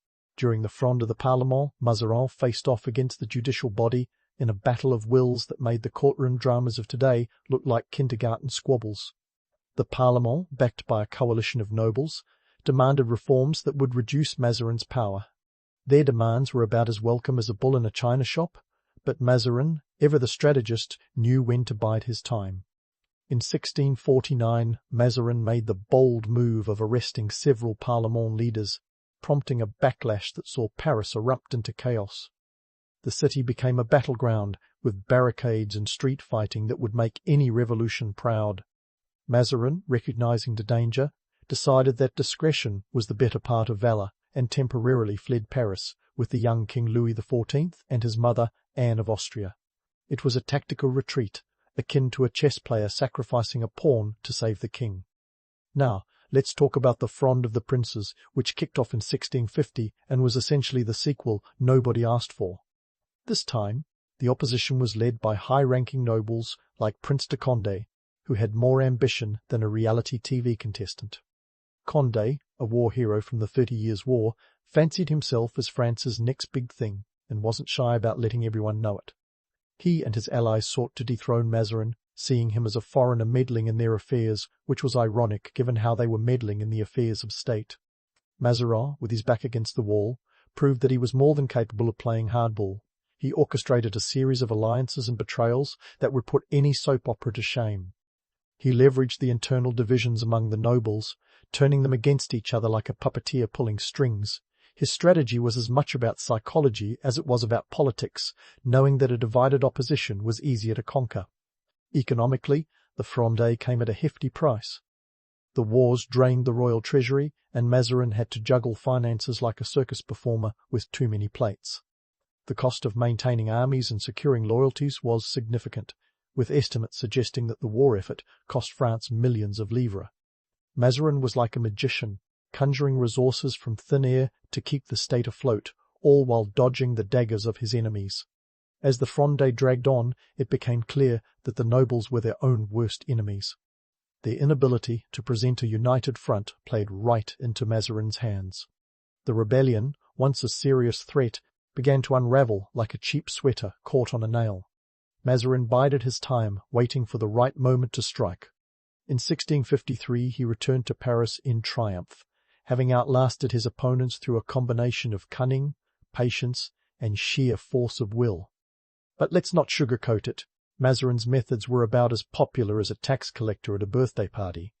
He became the scapegoat for everything that went wrong during the Fronde, a convenient target for the ire of the nobles and the public alike. The irony of Mazarin's scapegoating lies in the fact that while he was vilified for his foreign origins and autocratic style, he was also the glue holding the fractured kingdom together. It was his political acumen that eventually restored order, ensuring the monarchy's survival amidst the chaos. The Fronde, much like a bad hangover, left a lasting impact on France. It exposed the fragility of the monarchy and the deep-seated tensions between the crown and the nobility. It also set the stage for the rise of Louis XIV, who would take these lessons to heart and become one of the most powerful monarchs in French history. Mazarin, for all his faults, had paved the way for the Sun King to shine. In the end, Mazarin emerged from the Fronde not unscathed but certainly unbroken. His strategies, as controversial as they were effective, ensured his legacy as one of the most cunning political operators of his time. The Fronde was a testament to his ability to navigate the treacherous waters of French politics, proving that sometimes the ability to survive is the greatest skill of all. As we leave Mazarin in the aftermath of the Fronde, we find him once again at the helm of a nation in need of stability. The civil wars had been a crucible, forging a new France from the fires of conflict. But the story doesn't end here. There are more battles to be fought, more alliances to be forged, and more history to be made. So, stay tuned for the next chapter in this epic saga, where we'll delve into how Mazarin continued to shape the destiny of France, all while leaving a legacy that would echo through the corridors of power for generations to come. As Mazarin stood amidst the ashes of the Fronde, he recognized that while the fires of rebellion had been extinguished, the embers of ambition still smouldered in the heart of young King Louis XIV. Here was a monarch in the making, eager to rule and perhaps a tad too keen on the idea of absolute power. Mazarin, ever the master strategist, saw in Louis not just a king, but the potential for a ruler who could redefine the very nature of monarchy. With Europe still reeling from the 30 Years' War and France recovering from its own internal chaos, the stage was set for Mazarin to mould Louis into the Sun King, a beacon of centralized power and divine right. But let's not get ahead of ourselves. Louis wasn't born with a crown on his head, and the path to becoming the Sun King wasn't paved with gold. In fact, it was more like a tightrope walk over a pit of political vipers. Born in 1638, Louis was the product of a royal marriage more strategic than romantic. His mother, Anne of Austria, was a Habsburg princess, and his father, Louis XIII, was a king who preferred hunting to ruling. When Louis XIII died in 1643, leaving a 4-year-old Louis to inherit the throne, The kingdom was as stable as a house of cards in a windstorm. Enter Mazarin, the man who would become both mentor and guardian to the young king. You see, Mazarin understood that power wasn't just about sitting on a throne. It was about ensuring that throne had legs. His first task was to educate Louis in the art of ruling, a curriculum that included everything from political theory to the finer points of statecraft. Mazarin wasn't just teaching Louis how to be a king, he was crafting him into a symbol of absolute monarchy, a ruler whose power would be as unquestionable as it was unyielding. Now, here's where things get interesting. The idea of absolute monarchy wasn't exactly new, but Mazarin saw an opportunity to take it to the next level. The chaos of the Fronde had demonstrated the dangers of noble power and the fragility of the monarchy without a strong, centralized authority. Mazarin's vision was clear. A France where the king's word was law and the nobility were more like decorative ornaments than political players. To achieve this, he needed Louis to embody the ideals of absolutism, to be both king and symbol, a feat easier said than done. Mazarin's influence on Louis was profound, shaping not just his policies, but his very persona. It was Mazarin who taught Louis that to rule effectively, he needed to project an image of divine authority. After all, why argue with a king who's been anointed by God? This wasn't just a power move, it was a masterclass in political branding. Louis would be more than a king. He would be the Sun King, a moniker that suggested warmth, light, and the undeniable force of nature. It was the kind of branding that would make even modern-day marketers envious. But let's not romanticize this too much. The creation of the Sun King persona was as much about practical politics as it was about divine right. Mazarin understood that a powerful image could serve as a political weapon, a way to keep the nobles in check and the people in awe. Louis was taught to cultivate an aura of majesty and magnificence, to be seen as both distant and indispensable. It was a strategy that required both theatrics and substance, a delicate balance that Mazarin was more than capable of maintaining. Economically, Mazarin's plans for Louis were nothing short of ambitious. France was still recovering from the financial toll of the 30 Years' War and the Fronde, and the royal treasury was emptier than a Parisian café during a rainstorm. Mazarin knew that to support an absolute monarchy, the state needed resources, and lots of them. Under his guidance, France began to modernize its financial systems with an eye towards increasing revenue and stabilizing the economy. It was a plan that involved everything from reforming tax collection to promoting trade, all designed to fill the royal coffers and fund Louis's grand ambitions. And those ambitions were nothing if not grand. With Mazarin's guidance, Louis began to envision a France that was not just powerful, but preeminent in Europe. This wasn't just about military might, it was about cultural dominance and political influence. Mazarin taught Louis that to rule effectively, he needed to be both a statesman and a showman, to command respect and inspire awe. This was the foundation upon which Louis would build his legacy, a legacy that would see him transform the French court into the epitome of opulence and power. Of course, Mazarin's mentorship wasn't without its critics. There were those who saw the Cardinal's influence over the young king as overreach, of foreigners meddling in the affairs of France. But Mazarin, ever the pragmatic politician, understood that influence was as much about perception as it was about power. He knew that to secure his position, he needed to ensure that Louis was more than just a figurehead. He needed to be a true ruler, one who could hold the reins of power and keep the nobility in line.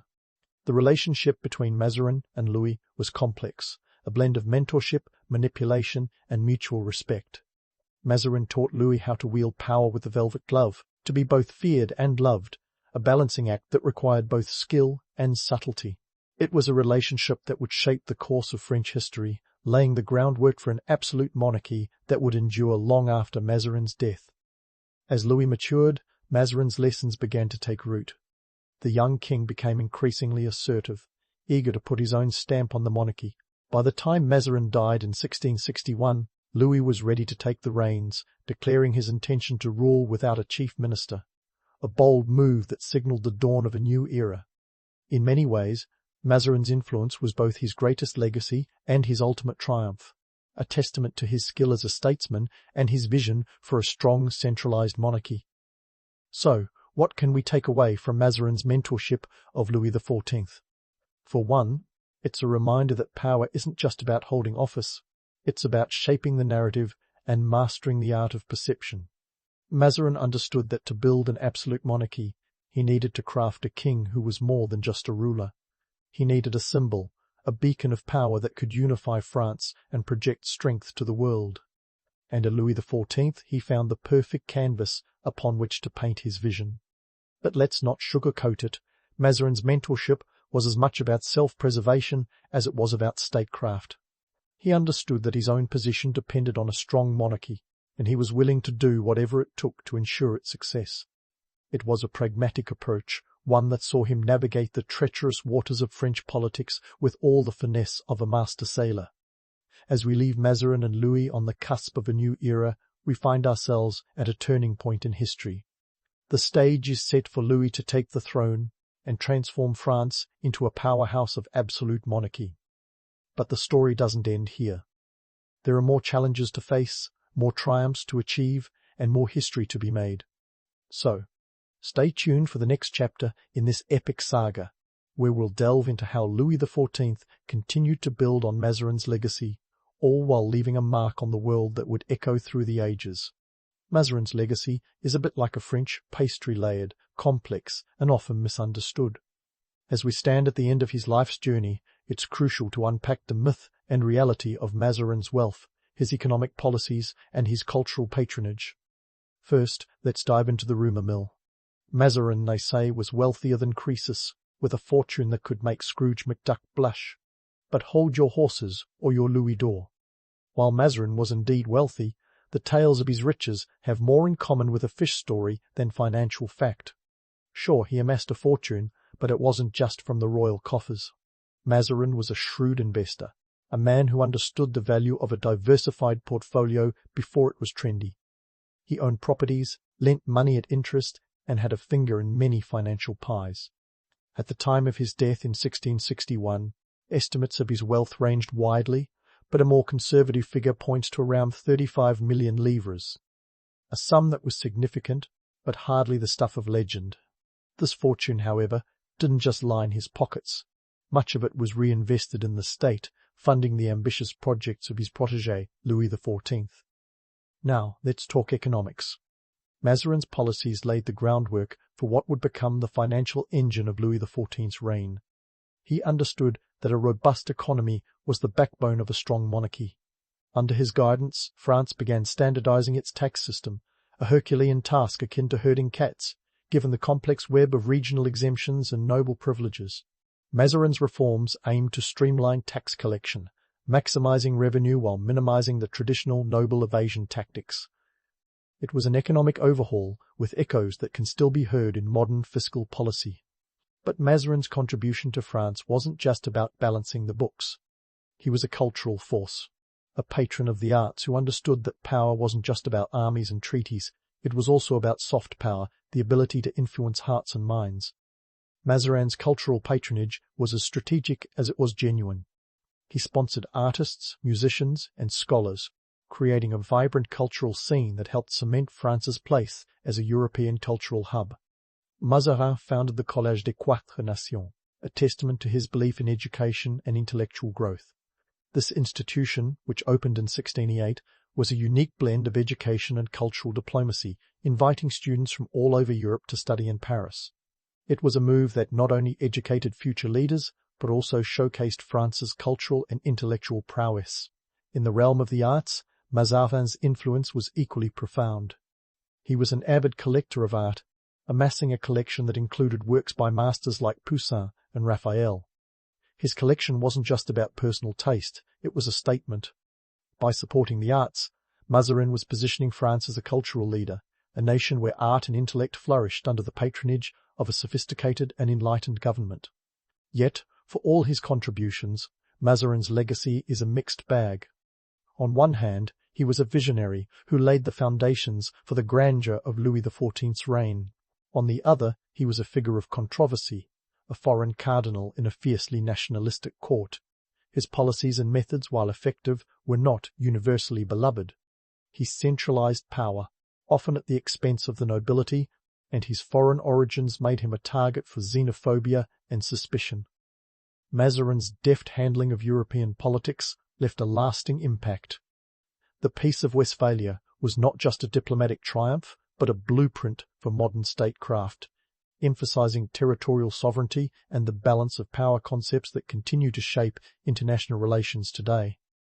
His ability to juggle alliances and rivalries set a precedent for future diplomats, showing that sometimes the art of politics is less about the sword and more about the handshake. As we wrap up Mazarin's story, it's clear that his life was a masterclass in navigating the treacherous waters of power and ambition. He was a man who understood that history is written not just by the victors, but by those who can influence the narrative.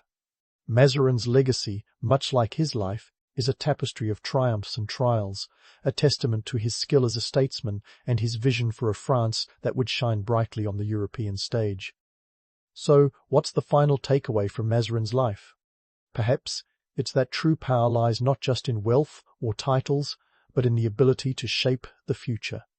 Mazarin laid the groundwork for a modern nation-state, influencing politics, economics, and culture in ways that resonate to this day. His legacy is a reminder that behind every great leader is a story of ambition, strategy, and sometimes a little bit of luck. And as we close the book on Mazarin, let's remember that history is as much about the people who shape it as it is about the events themselves. Mazarin was more than just a cardinal or a diplomat. He was a pioneer of power, a man whose vision and drive left an indelible mark on history. In the end, Mazarin's story isn't just about the past. It's a lesson for the future, a reminder that the true test of leadership is not just in the battles won or the wealth accumulated, but in the legacy left behind. In the crisp morning air of the 18th century Great Plains, you're not reaching for an alarm clock, but maybe a chunk of buffalo jerky for breakfast. Welcome to the world of the Sioux, where the term rush hour means something entirely different, like rushing to catch up with the migrating bison herd. Forget skyscrapers and honking cars. Here, the horizon stretches out in an endless sea of grassland, punctuated by the occasional tipi and a whole lot of sky. It's a landscape as vast as the legends that will one day grow around it. Let's talk Sioux leadership. If Hollywood taught you about all-powerful chiefs ruling with an iron fist, prepare for a plot twist. The Sioux weren't exactly gathering around a round table with King Arthur wannabes. Instead, their leadership was more like a democratic soup, with ingredients mixed from various bands, each with its own leaders or headmen. These weren't kings or dictators, but more like the cool older sibling who knew what was up and could convince the rest of the kids to follow along. Now, let's dive into the geography that defined Sioux life.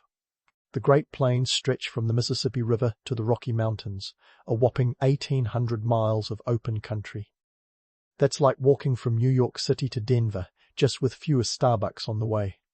This isn't just any patch of land, it's a buffet of natural resources that the Sioux expertly tapped into for food, shelter, and transportation. Their world revolved around the bison, a creature so central that it was practically their version of a Walmart, providing everything from meat to materials for clothing and tools. But wait, there's more. Daily life for the Sioux was a far cry from the regimented 9-to-5 grind. Instead, they lived by the rhythms of nature, following the bison migrations and trading with neighboring tribes like the Cheyenne and Arapaho. They practiced a form of participatory democracy that would make even the most seasoned political analyst raise an eyebrow. Decisions were often made in council meetings where consensus was the name of the game. Imagine Congress, but with less filibustering and more emphasis on getting things done. And here's the kicker, the chief was more of a spokesperson than a sovereign. Leadership was based on merit and respect rather than inheritance. The Sioux valued qualities like bravery, generosity, and wisdom, turning the idea of a hereditary monarchy on its head. Sit this one down in your trivia bank. Leadership was about who could rally the community and not who was born with the fanciest family crest. While you're wrapping your head around this egalitarian twist, let's bust another myth. The Sioux weren't just a single monolithic entity, but a collection of tribes known as the Oceti-Sakowin, or 7 council fires. This confederation included the Dakota, Nakota, and Lakota, each with distinct dialects and customs. It's like the original version of a sprawling interconnected network. Without the Wi-Fi, of course. As the sun climbs higher in the sky, so do your chances of understanding the Sioux social structure. Unlike the clunky hierarchies of European monarchies, the Sioux had a fluid system where power could shift based on a leader's ability to win trust and respect. It's governance with a human touch, where leaders were less about pomp and circumstance and more about practical wisdom and the ability to navigate the ebbs and flows of tribal life. So, as you step into the shoes of a Sioux tribe member for the day, consider the nuanced layers of this complex society. From the sweeping plains that shaped their existence to the dynamic leadership that guided their communities, the Sioux carved out a world that was as intricate as it was ingenious. And while the myths might paint a picture of simplistic noble savages or tyrannical chiefs, the reality is a rich tapestry of cooperation, democracy, and adaptability. The Sioux's legacy is a testament to the power of collective governance and the art of living in harmony with nature, a narrative that transcends the sepia-toned myths of the past. Speaking of harmony with nature, let's talk trade, because if you thought the Sioux were just wandering the plains in a blissful, commerce-free existence, think again. Their world was as interconnected as any modern economy, minus the stock market crashes and hedge fund scandals. And while you might have heard tales of the noble savage living off the land without a care, the reality was a bit more like an 18th century version of The Wolf of Wall Street, but with buffalo hides instead of stock options. The Sioux were savvy traders, engaged in extensive networks that stretched across the continent.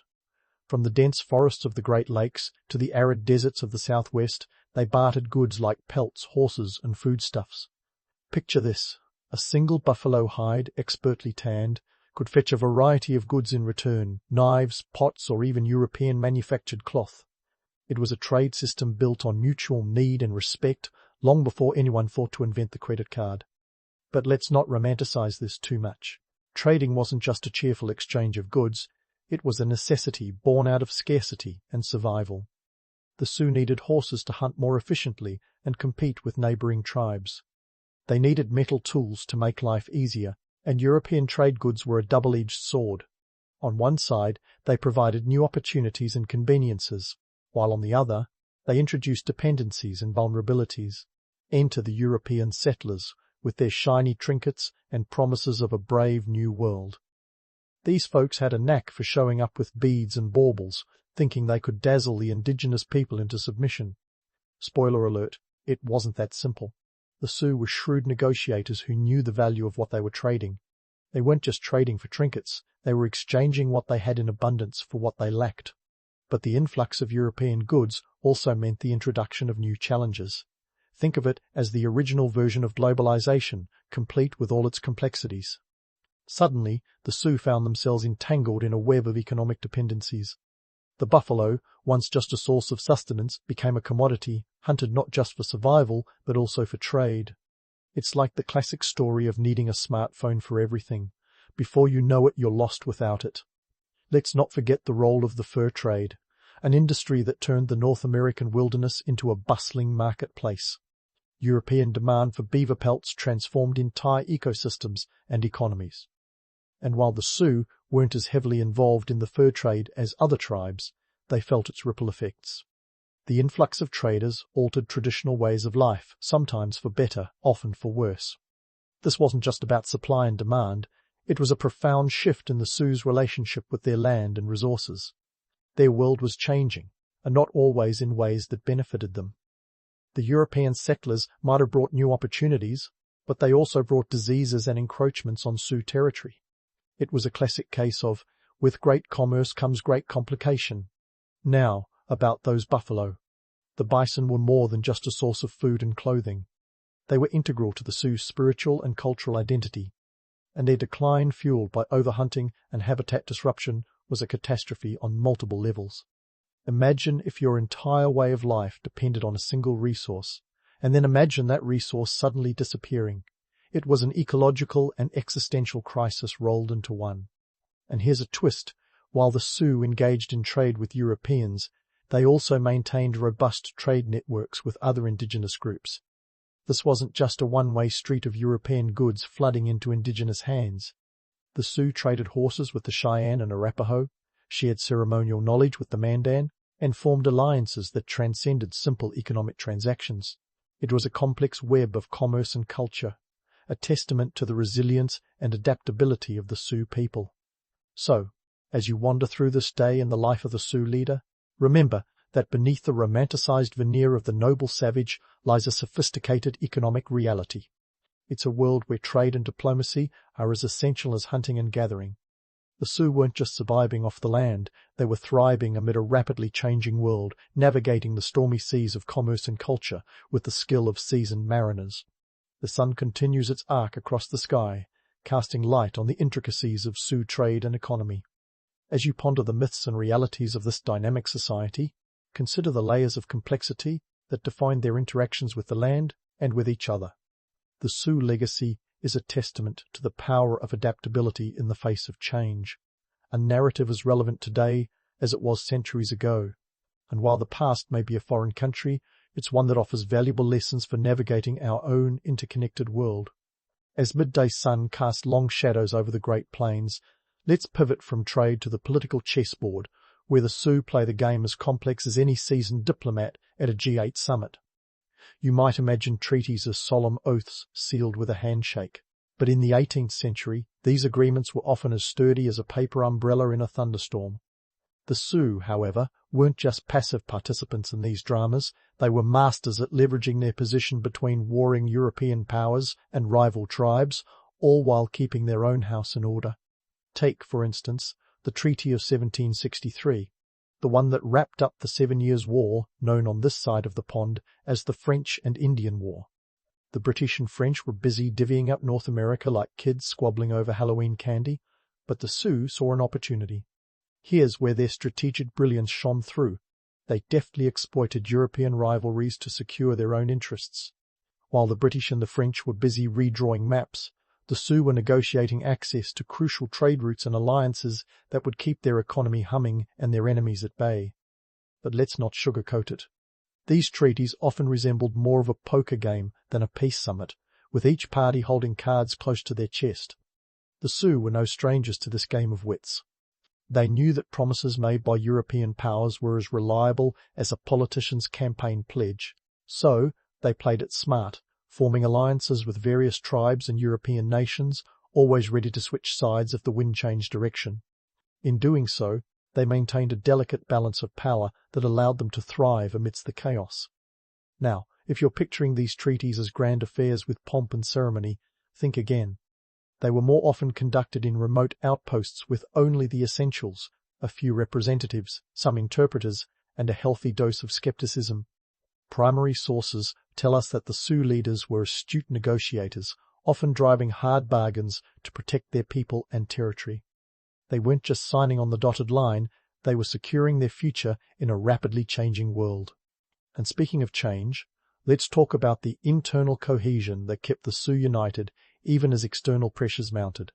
It's like trying to keep a band together when everyone wants to be the lead singer. The Sioux's secret was in their decentralized structure, which allowed for flexibility and adaptation. Each band had its own leaders, but they all shared a common language, culture, and a commitment to the collective good. This unity was their greatest strength, enabling them to present a united front in negotiations and conflicts. But here's the kicker. While the Sioux were adept at navigating the treacherous waters of diplomacy, they weren't immune to the pitfalls that came with it. The influx of European goods and the encroachment of settlers brought new challenges, like smallpox and land disputes.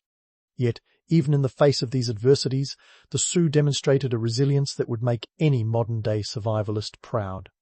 They adapted their strategies, formed new alliances, and continued to fight for their rights and resources.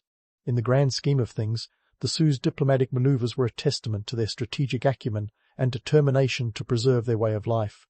They weren't just surviving, they were actively shaping their destiny. And while the romantic image of Native Americans as noble warriors might tug at the heartstrings, the reality is far richer and more complex. The Sioux were savvy political operators, using every tool at their disposal to navigate a world in flux. As the sun begins its descent, casting a golden hue over the plains, we leave our Sioux friends not in conclusion, but in the thick of their historical journey. Their story is far from over, and the next chapter promises to be just as riveting. We'll dive deeper into the challenges they faced and the strategies they employed to overcome them. all while maintaining their cultural identity and autonomy. So, stay tuned as we continue to unravel the fascinating tapestry of Sioux history, one thread at a time. As the sun dips lower, casting elongated shadows over the grasslands, we shift our focus to the ripples of the 1765 Treaty of Paris.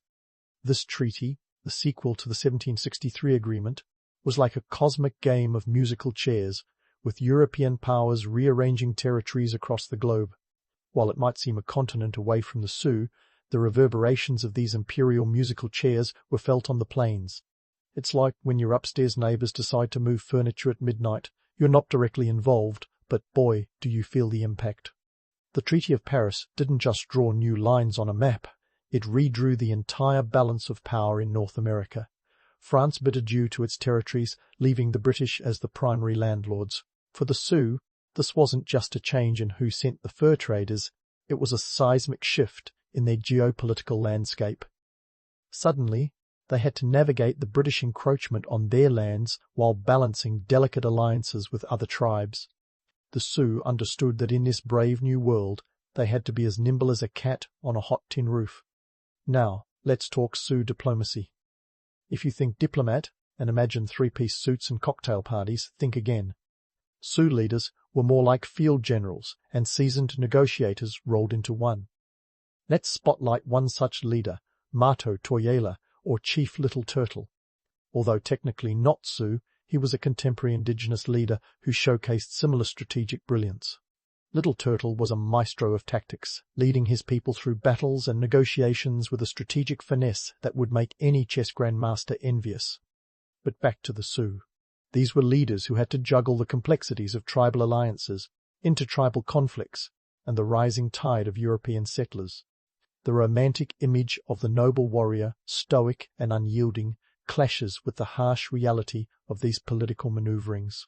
Sioux leaders were not just warriors but statesmen and diplomats who understood that survival sometimes meant knowing when to fight and when to talk. Intertribal conflicts were as much a part of life on the plains as the bison herds. The Sioux were no strangers to these skirmishes, engaging in both warfare and diplomacy with neighboring tribes like the Crow and Pawnee. It's like a high-stakes game of Risk, where alliances could shift as quickly as the wind. These conflicts weren't just about land or resources, they were about maintaining balance and asserting dominance in a world where the only constant was change. The Sioux weren't isolated actors on the stage. They were part of a broader network of indigenous nations, each with its own agenda and ambitions. While Hollywood might paint them as solitary warriors, the reality was a web of alliances and rivalries that required constant negotiation. Imagine trying to maintain a group chat with all your frenemies. One misstep, and the whole thing could implode. Despite the challenges, the Sioux demonstrated remarkable resilience. They adapted to new realities, leveraging their position as middlemen in the fur trade and forging alliances with tribes like the Cheyenne and Arapaho. These alliances weren't just about survival. They were strategic moves to strengthen their hand against both rival tribes and encroaching settlers. In this world, diplomacy was a full-contact sport, and the Sioux were playing to win. But let's not romanticize the past too much. For all their strategic brilliance, the Sioux faced existential threats that no amount of negotiation could fully mitigate. The influx of settlers, fueled by treaties like the Treaty of Paris, brought with it an insidious threat: disease. Smallpox, in particular, swept through indigenous communities like wildfire, decimating populations and leaving a lasting scar on the land. It was a grim reminder that even the most adept leader could be brought low by forces beyond their control. As we continue our journey through this afternoon in Sioux history, we can't ignore the duality of their existence. On one hand, they were fierce defenders of their land and culture, masters of both the battlefield and the negotiating table. On the other, they faced a world that was changing at an unprecedented pace, with new challenges at every turn. The Sioux story is one of adaptability and resilience, a testament to the power of leadership and the importance of alliances. It's a narrative that defies simple categorization, blending the romance of the noble warrior with the gritty reality of political survival. As we leave this chapter open-ended, remember that the Sioux's legacy is one of complexity and nuance, a tapestry woven with threads of courage, cunning, and an unyielding spirit. So, As the sun sets on this particular day in the life of a Sioux leader, we find ourselves not at the end, but at a turning point. The challenges they faced were immense, but so too was their resolve. The next chapter of their story promises to delve even deeper into the trials and triumphs of this remarkable people, exploring how they navigated the tumultuous waters of history with a grace and determination that still resonates today. Stay tuned as we continue to unravel this captivating tale of strength, strategy, and survival. As the sun dips below the horizon, you find yourself reflecting on the enduring legacy of the Sioux leaders and their cultural resilience. It's a bit like watching the credits roll after an epic film. You know the story's over, but the impact lingers. The Sioux, those masterful diplomats and courageous warriors, didn't just survive their tumultuous times, they left an indelible mark on history that still resonates today. The popular narratives often paint indigenous leaders with broad brushstrokes, casting them as either noble savages or tragic victims of progress. But like any good story, the truth is far more nuanced. Sioux leaders were adaptable architects of their destiny, constantly recalibrating their strategies in response to a world that seemed determined to change at their expense. And here's the kicker. Their resilience wasn't just about surviving, it was about thriving in a world that was about as predictable as a cat on a caffeine high. Now, let's bust a myth or two. The romantic image of Sioux leaders as solitary figures gazing stoically over the plains is about as accurate as claiming pizza is a vegetable.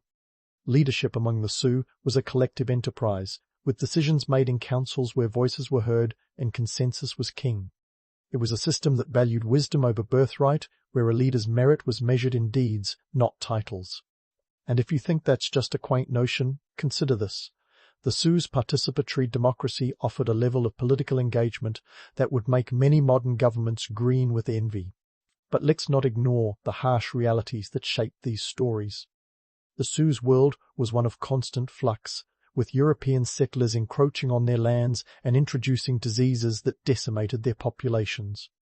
Smallpox, that uninvited guest at the worst of times, swept through Sioux communities with devastating effect, reducing their numbers and threatening their way of life. It was a brutal reminder that even the most resilient societies can be vulnerable to forces beyond their control. Despite these challenges, the Sioux demonstrated an uncanny ability to adapt. When bison herds dwindled due to overhunting and environmental changes, they diversified their economy, turning to agriculture and trade to sustain themselves. It's like switching from dial-up to broadband. The world was changing fast, and the Sioux were determined to keep pace. They engaged in trade networks that stretched across the continent, exchanging goods with tribes as far-flung as the Comanche and Nez Perce. It was commerce with a cultural twist, a testament to their ability to innovate in the face of adversity. Now, about those romanticized tales of Sioux warriors. Yes, they were fierce on the battlefield, but their true genius lay in their strategic acumen. Leaders like Red Cloud and Sitting Bull didn't just win battles, they orchestrated campaigns that drew on deep reserves of tactical brilliance and political savvy. Red Cloud's war, a conflict with the United States that spanned from 1866 to 1868, was a masterclass in guerrilla warfare, ending with the only treaty in U.S. history where the government conceded defeat to a Native American leader. Talk about flipping the script. And let's not forget Sitting Bull, whose leadership during the Battle of the Little Bighorn in 1876 remains legendary. While Custer's last stand might be the headline grabber, it was Sitting Bull's ability to unite disparate tribes under a common cause that truly deserves the spotlight. His vision extended beyond the battlefield, advocating for his people's rights and sovereignty long after the gunfire ceased. It's a legacy that speaks to the Sioux's enduring resilience, a determination to fight not just for survival, but for their way of life. As evening deepens, casting a gentle veil over the landscape, consider the broader implications of the Sioux's story. Their legacy is a testament to the power of adaptability, the importance of community, and the strength of cultural identity. It's a narrative that defies simple categorization, challenging us to look beyond the stereotypes and appreciate the rich tapestry of their history. The Sioux teach us that resilience isn't just about weathering storms, it's about harnessing them to propel you forward. They remind us that leadership isn't about titles or power, but about vision and the ability to inspire others. And perhaps most importantly, they show us that cultural identity is a source of strength, a wellspring of resilience that can withstand even the most relentless tides of change. As you close this chapter, hold on to these lessons. The Sioux story is far from over, and its echoes reverberate through time, offering insights into the complexities of human nature and the enduring power of community. In a world that's often as unpredictable as a reality TV show, their legacy offers a beacon of hope, reminding us that even the most daunting challenges can be met with courage, ingenuity, and an unyielding spirit. So, as you drift off with newfound knowledge, remember that history isn't just a collection of dates and events, it's a living tapestry woven with stories of resilience and triumph. The Sioux, with their indomitable spirit, occupy a pivotal place in this tapestry. Their legacy, a testament to the enduring power of cultural resilience and the human capacity to adapt and thrive. And that, my friend, is a story that never gets old. You're jolted awake by the unmistakable sound of a bustling city already in full swing. Welcome to Nineveh, circa 8th century BC. Forget about hitting a snooze button, that concept is a few millennia off. Instead, your day kicks off with the aroma of freshly baked bread and the sweet promise of dates, your breakfast of champions. As an Assyrian merchant, your role in this ancient metropolis isn't just important, it's vital. Nineveh's population is hovering around 100,000, pretty impressive for a city that lacks indoor plumbing. You've got goods to move, deals to make, and a market that won't wait for your morning dawdle. So, toss on your best tunic and get ready to haggle like your life depends on it, because in a way, it does. The morning light filters through the high windows of your mud brick abode, illuminating the table where your breakfast awaits. There's no time for a leisurely meal. You gobble down a handful of dates and a chunk of barley bread. Think of it as the ancient equivalent of a breakfast burrito. Quick, portable, and just enough to keep your stomach from grumbling louder than the market crowd. Now, let's talk goods. You've got textiles, precious metals, maybe even some lapis lazuli straight from Afghanistan. Trade is the lifeblood of the Assyrian Empire, and you're one of its proud arteries. Your goods aren't just luxury items, they're the economic foundation of the civilization known for its military prowess and architectural wonders. You might be imagining a city of grim, stone-faced warriors, but Nineveh is anything but. The marketplace is a cacophony of voices, each one eager to outbid the other for your wares. As you step out into the streets, you're met with a symphony of sounds, vendors hollering, donkeys braying, and the rhythmic clatter of chariots on stone roads. The Assyrians are known for their conquests and colossal walls, yet here you are, surrounded by lively, chatty locals who are more interested in haggling over a bolt of cloth than in waging war.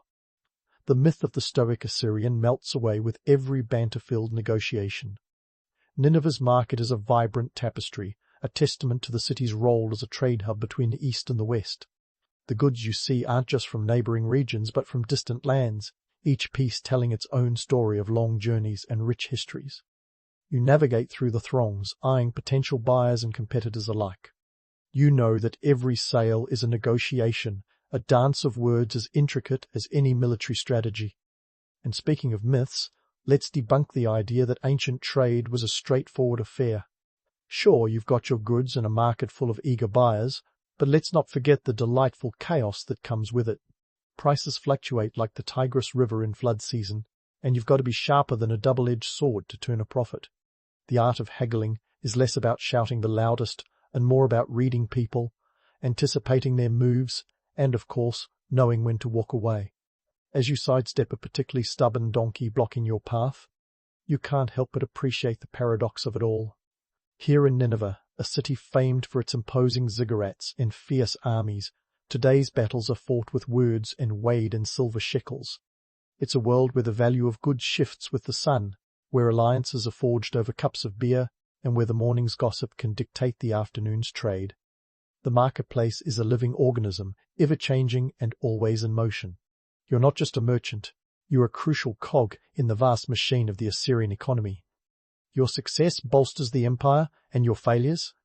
Well, let's just say there's no margin for error in a city that prides itself on being at the pinnacle of civilization. As you make your way through the throng, it becomes clear that today, like every day, is a balancing act. You juggle the demands of buyers, the competition of fellow merchants, and the ever-watchful eye of the authorities. These stone-faced enforcers ensure the market runs smoothly, yet they're as much a part of the city's fabric as the traders themselves. And so, as the morning sun climbs higher, you brace yourself for the day ahead. The market is your battlefield, your arena, and your livelihood. Every transaction is a testament to your skill, your knowledge, and your cunning. And as you dive headfirst into the fray, you can't help but feel a sense of excitement. After all, in the heart of Nineveh, every day is an adventure, and every deal a story waiting to be told. Now, let's leave the comfort of Nineveh's bustling market and hit the ancient trade routes where the term road warrior takes on a whole new meaning. You see, being an Assyrian merchant wasn't just about charming buyers with your silver tongue, it involved navigating thousands of miles of rugged terrain on the backs of some truly stubborn donkeys. Forget about horsepower. This was donkey power. And if you managed to cover 20 miles a day, you were practically setting speed records. The Assyrian Empire was a sprawling powerhouse, stretching from Anatolia in modern-day Turkey to the heart of Mesopotamia. The routes were arteries of commerce, but also of chaos. It was here you'd encounter everything from treacherous mountain passes to river crossings that would make a triathlete break a sweat. And let's not even get started on the weather. We're talking about a climate so unpredictable that it could ruin your perfectly planned trade run faster than you can say sandstorm. What were these ancient road warriors hauling, you ask? Well, it wasn't just silk and spices. Tin and copper were the real heavyweights in the trading game. Tin, primarily sourced from the tin-rich mines of Anatolia, was essential for making bronze. Yes, that magical alloy that powered everything from weapons to fancy dinnerware. Copper, on the other hand, was mined closer to home but was just as vital. Without it, the Assyrian war machine might as well have been a rusting heap of chariots and swords. Now, don't let the romantic notion of exotic trade fool you. Each ounce of tin was worth its weight in headaches. Prices fluctuated more than a modern stock market, and supply wasn't exactly reliable. It was a delicate balance of supply and demand, mixed with a dash of good old-fashioned luck. The trek itself was a logistical nightmare. Picture this. You're responsible for a caravan of goods, each more precious than the last, and your only defense against bandits and other hazards is a handful of hired guards whose loyalty is as dependable as the weather forecast. And speaking of bandits, let's just say that the highwaymen of the ancient world didn't exactly come with a warning label. They were as much a part of the landscape as the hills and rivers. A successful merchant not only needed to be a savvy negotiator, but also a master strategist, always ready to outsmart the next potential threat. This wasn't just trade, it was survival of the fittest. Now, let's tackle the myth that trade in the Assyrian Empire was an unbroken chain of prosperity and success. The reality was far more complex. Each journey was a calculated risk, like betting your life savings on a single roll of the dice. You had to factor in everything from the political climate because, yes, even then, who you knew mattered to the reliability of your fellow merchants. Trust was as precious as any commodity, and betrayal could mean financial ruin or worse. Remember, this was an era where news travelled at the speed of a donkey, and being out of the loop could cost you dearly. The political landscape was a shifting sand dune of alliances and enmities. One day your best trading partner could be your fiercest competitor, and the next they might be banished to the fringes of the empire. It was a game of chess played on a massive board where every move had far-reaching consequences. Economic context? Let's dig deeper. The Assyrian economy wasn't built solely on the back of trade. It was a tapestry woven with military might and administrative efficiency. Tribute flowed into Nineveh from conquered lands, bolstering the empire's coffers. Trade was the lifeblood that kept the empire thriving, but it was also the backbone of its military campaigns. The two were intertwined, each fueling the other in a cycle of conquest and commerce. And lest we forget, the role of the Assyrian king wasn't just ceremonial. The king was the ultimate authority, a blend of divine and temporal power, and his policies could make or break entire trade networks. The king's favour was a sought-after commodity, and being on the wrong side of his wrath was a shortcut to oblivion. So yes, while you were out there braving the elements and dodging bandits, you were also serving the larger machine that was the Assyrian Empire. So, as you pack your goods and prepare to set off on yet another journey, remember this. The life of an Assyrian merchant was a high-stakes adventure, a constant dance between fortune and failure. Each day brought new challenges, new opportunities, and new stories to tell. It was a world where the allure of exotic trade was matched only by the gritty reality of the road, where dreams of wealth were forged in the crucible of hardship and determination. But don't get too comfortable just yet. There's more to this tale, and the road ahead promises even more twists and turns. As we continue our journey through the world of ancient trade, let's see what other secrets this fascinating era has to reveal. Stay tuned, because in the world of the Assyrians, the only constant is change, and there's always another adventure just around the corner. As the dust settles from your morning escapades in Nineveh's bustling market, you find a moment to pause, not just to catch your breath, but to ponder the grand game of kingship that underpins all this trade. It's high noon, and while the sun blazes overhead, casting shadows long enough to rival the legendary ziggurats, the real heat comes from the political landscape simmering beneath the surface of daily life.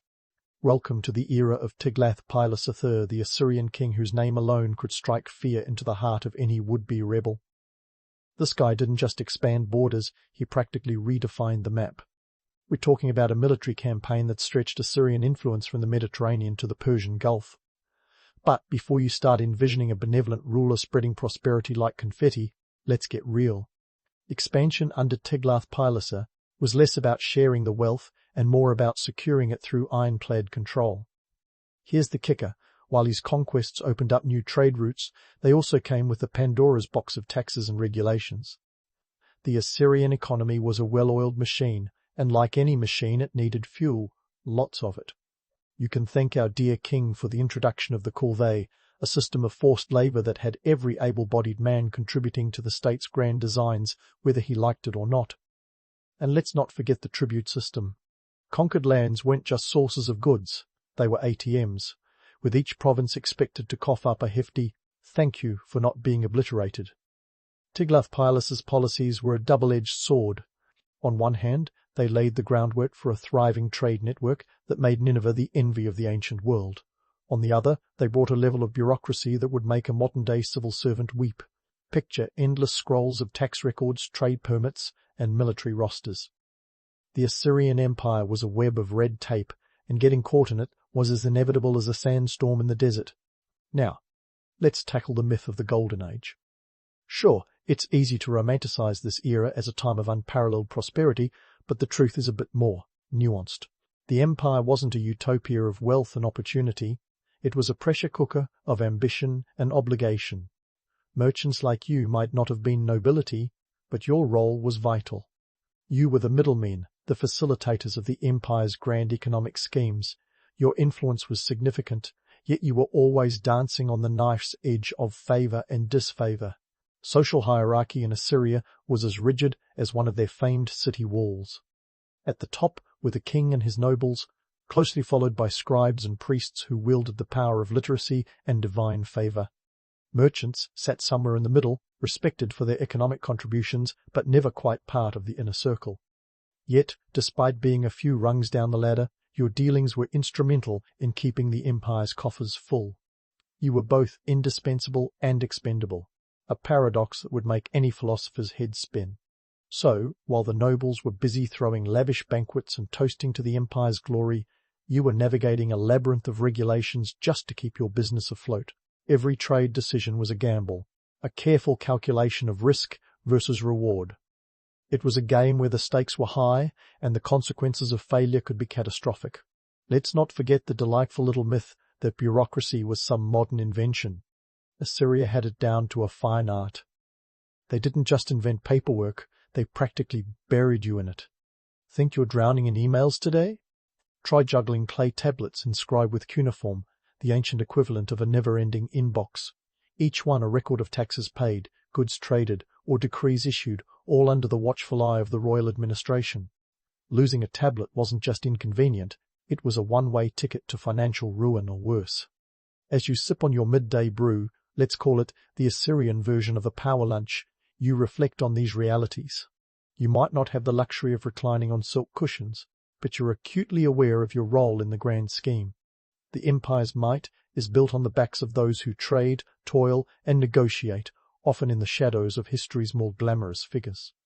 And as the sun begins its slow descent, casting an amber glow over Nineveh's mud-brick sprawl, you're reminded that in this world, fortunes rise and fall as swiftly as the Tigris in flood. The path ahead is fraught with uncertainty, but it's also ripe with opportunity. After all, in the land of the Assyrians, the only thing more enduring than their stone monuments is their relentless drive for power and prosperity. Stay tuned for the next leg of this epic journey, where the stakes get higher, the roads more treacherous, and the stories more compelling. Because in ancient Assyria, the adventure never truly ends. There's always another deal to be struck, another legend to be made. So, as you polish off your midday brew and step back into Nineveh's vibrant market, brace yourself for the real action. This is where the rubber, or rather sandal, meets the road, and the art of the deal is more a battlefield than a gentleman's sport. Picture a chaotic orchestra of haggling voices, each merchant a maestro of persuasion and pretense. Let's start with the tax collectors, those delightful buzzkills who roam like vultures ready to pluck any extra shekel of profit right out of your hand. They're as unavoidable as a Babylonian heatwave, and just about as welcome. With the Assyrian Empire's insatiable appetite for revenue, these guys are everywhere, eyes sharper than a hawk's and just as quick to swoop in. The Empire's coffers don't fill themselves after all. Your strategy? Keep transactions as fluid as the Euphrates, and your books as inscrutable as cuneiform on a bad day. You stroll past a stall selling spices, their aromas almost enough to make you forget why you're here. But you're on a mission, and distractions are for the unprepared.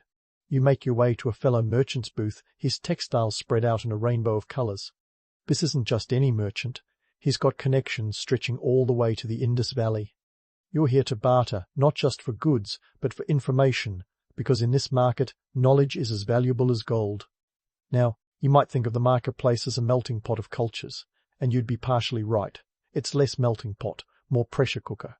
Traders from Egypt, Anatolia, and beyond converge, each bringing unique wares and, more importantly, their customs. Here's where the myth of the noble merchants gets a reality check.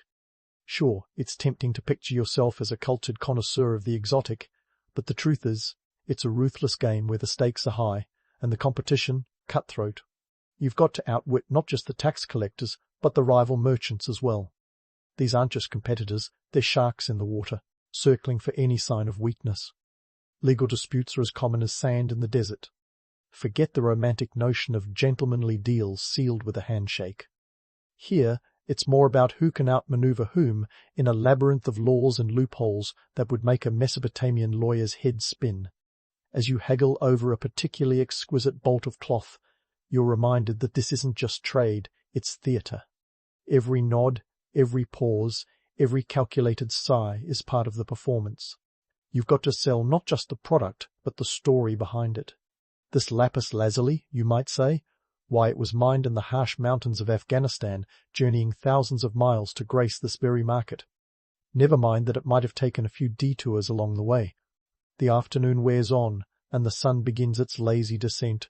You spot a caravan arriving, dust clouds trailing like a comet's tail. These are traders from the far-off land of Phoenicia, laden with their famous purple dye, a luxury so opulent it's practically the ancient world's version of a designer label. But be warned, these traders are slicker than a politician's promise. They know their product is in demand, and they're not shy about making you work for every ounce. As you negotiate, you can't help but marvel at the cultural exchange happening all around you. Each interaction is a collision of worlds, a testament to the interconnectedness of ancient civilizations. Yet, beneath this romantic veneer lies a brutal reality. The Phoenicians drive a hard bargain, and you've got to meet them not just with silver, but with strategy. The key is staying one step ahead, balancing the delicate scale of supply and demand with the precision of an acrobat on a tight rope. And here's a little nugget for you. Despite the lavish trade, the Assyrian economy wasn't all glitter and gold. The empire might have been a juggernaut, but even it faced financial woes. Inflation could spike faster than a Babylonian tower, and when the empire needed more funds, guess who felt the pinch? That's right, merchants like you. It was a constant juggling act, managing expenses and profits in an economic climate as volatile as the Assyrian political landscape. As the market begins to wind down, you reflect on the day's takings. Every deal is a small victory, a stepping stone in the grand narrative of commerce that fuels the empire. But don't get too comfortable. There's always another day, another deal, another challenge lurking just beyond the horizon. The sun dips below the horizon, casting long shadows over the stalls, and the market begins to empty. But your work is far from over. As a merchant in the Assyrian Empire, you're always hustling, always strategizing your next move. The thrill of the trade is intoxicating, but it's the challenge that really gets your heart racing. Because in this world, the only certainty is uncertainty, and the real adventure lies in navigating the chaos with wit and guile. So, while the myth of the noble merchants may linger in the popular imagination, you know the truth. You're not just a trader, you're a survivor, a shrewd operator in a world where the line between prosperity and ruin is as thin as a papyrus scroll. And as you pack up your wares and head home, you know that in Nineveh, every deal is a story, every day is a saga, and every moment is a chance to carve your legacy into the annals of history. Stay tuned for the next chapter in this epic tale, where the stakes rise, the roads wind, and the stories get even more complex. Because in the land of the Assyrians, the adventure never truly ends. There's always another horizon to chase, another tale to tell, and another legend to live. As the final slivers of sunlight slip away behind Nineveh's imposing skyline, you find yourself trudging through the dusty streets back to your mud brick abode. Your wallet's a bit heavier, your feet a bit sorer, and your head swirling with the day's triumphs and tribulations. The market's cacophony still echoes in your ears, a testament to the relentless pulse of the Assyrian economy. But now it's time to switch gears, from the hustle of trade to the embrace of home life, where the aroma of lamb stew promises a reprieve from the day's chaos. Let's talk about that stew. It's no Michelin-starred affair, but in 8th century BC Nineveh, it's the pinnacle of comfort food. Lamb, lentils, and a handful of herbs simmered to perfection over a modest fire. It's a dish that speaks volumes about your status as a merchant, modest yet sustaining. You see, while you're far from royalty, you're also not scraping by like the labourers who sweat under the Assyrian sun for a pittance. Your role in the empire's intricate web is significant, and your evening meal reflects that delicate balance between prosperity and pragmatism. As you dig into the stew, surrounded by family, the day's dealings take on a new perspective. It's easy to romanticize the life of a merchant as a never-ending adventure, but the reality is as complex and layered as the empire itself. Each trade, each negotiation is a thread in the vast tapestry of Assyrian influence. Your efforts today don't just fatten your purse, they ripple across the empire, fueling its expansion and cultural diffusion.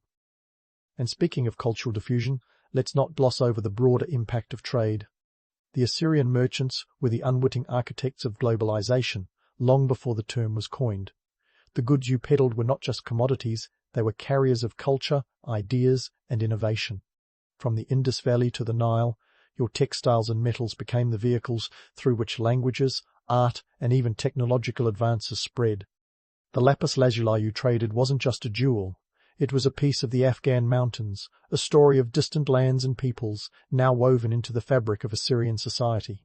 Yet, this cultural exchange came with its own set of challenges. The environmental toll of relentless trade is a reality that even the ancients couldn't escape. Overuse of resources, deforestation for caravan routes, and the sheer human cost of sustaining such vast networks cast long shadows over the empire's achievements. The Assyrian Empire, for all its might, was as susceptible to the pitfalls of overextension as any modern nation. The very trade routes that brought prosperity also planted the seeds of vulnerability, creating a dependency on distant resources that could vanish with a single shift in political winds. But let's not forget the social implications. Trade didn't exist in a vacuum. It reshaped societies, upending traditional roles and hierarchies. Merchants like you were at the forefront of this transformation, straddling the line between commoner and elite. You weren't just cogs in the empire's machine, you were engines of change, propelling the Assyrian juggernaut forward while rewriting the social order with every deal struck. Here's where we tackle the myth of the merchant as a mere pawn in the empire's grand game. Sure, The king and his nobles might have pulled the strings, but it was the merchants who danced to the tune, improvising and innovating in ways that the top brass couldn't even fathom. You were the link between the empire's military conquests and its economic prosperity, the glue that held together a sprawling dominion of diverse cultures and peoples. Without you, the Assyrian Empire might have been just another footnote in history, a flash in the pan rather than the monumental force it became. As the night deepens and the city settles into a rare moment of quiet, you sit back and reflect on your place in this grand narrative. It's easy to get lost in the daily grind, but tonight you're reminded of the legacy you're helping to build. The Assyrian Empire is more than just a collection of cities and armies. It's a living, breathing entity, constantly evolving through the contributions of countless individuals like yourself. In the end, the story of Assyria is the story of its people, traders, warriors, scribes, and laborers, each playing their part in a complex symphony of power and progress. It's a tale of ambition and adversity, of triumphs and tragedies, woven together into a rich tapestry that continues to captivate historians and lay people alike. So, as you finish your stew and enjoy the warmth of your family's company, remember this: while the grand monuments and mighty kings may dominate the history books, it's the untold stories of the merchants and the common folk that give life to the annals of the past. You may not be immortalized in stone, but your influence is etched into the very fabric of the empire. With that thought, you head to bed, the echoes of the day fading into the promise of tomorrow's challenges and opportunities. For in the ever-changing landscape of the ancient world, the adventure is never truly over, and neither is the story. As the moon casts its silver glow over Nineveh, you drift into a well-earned slumber, knowing that your legacy is as enduring as the stars above.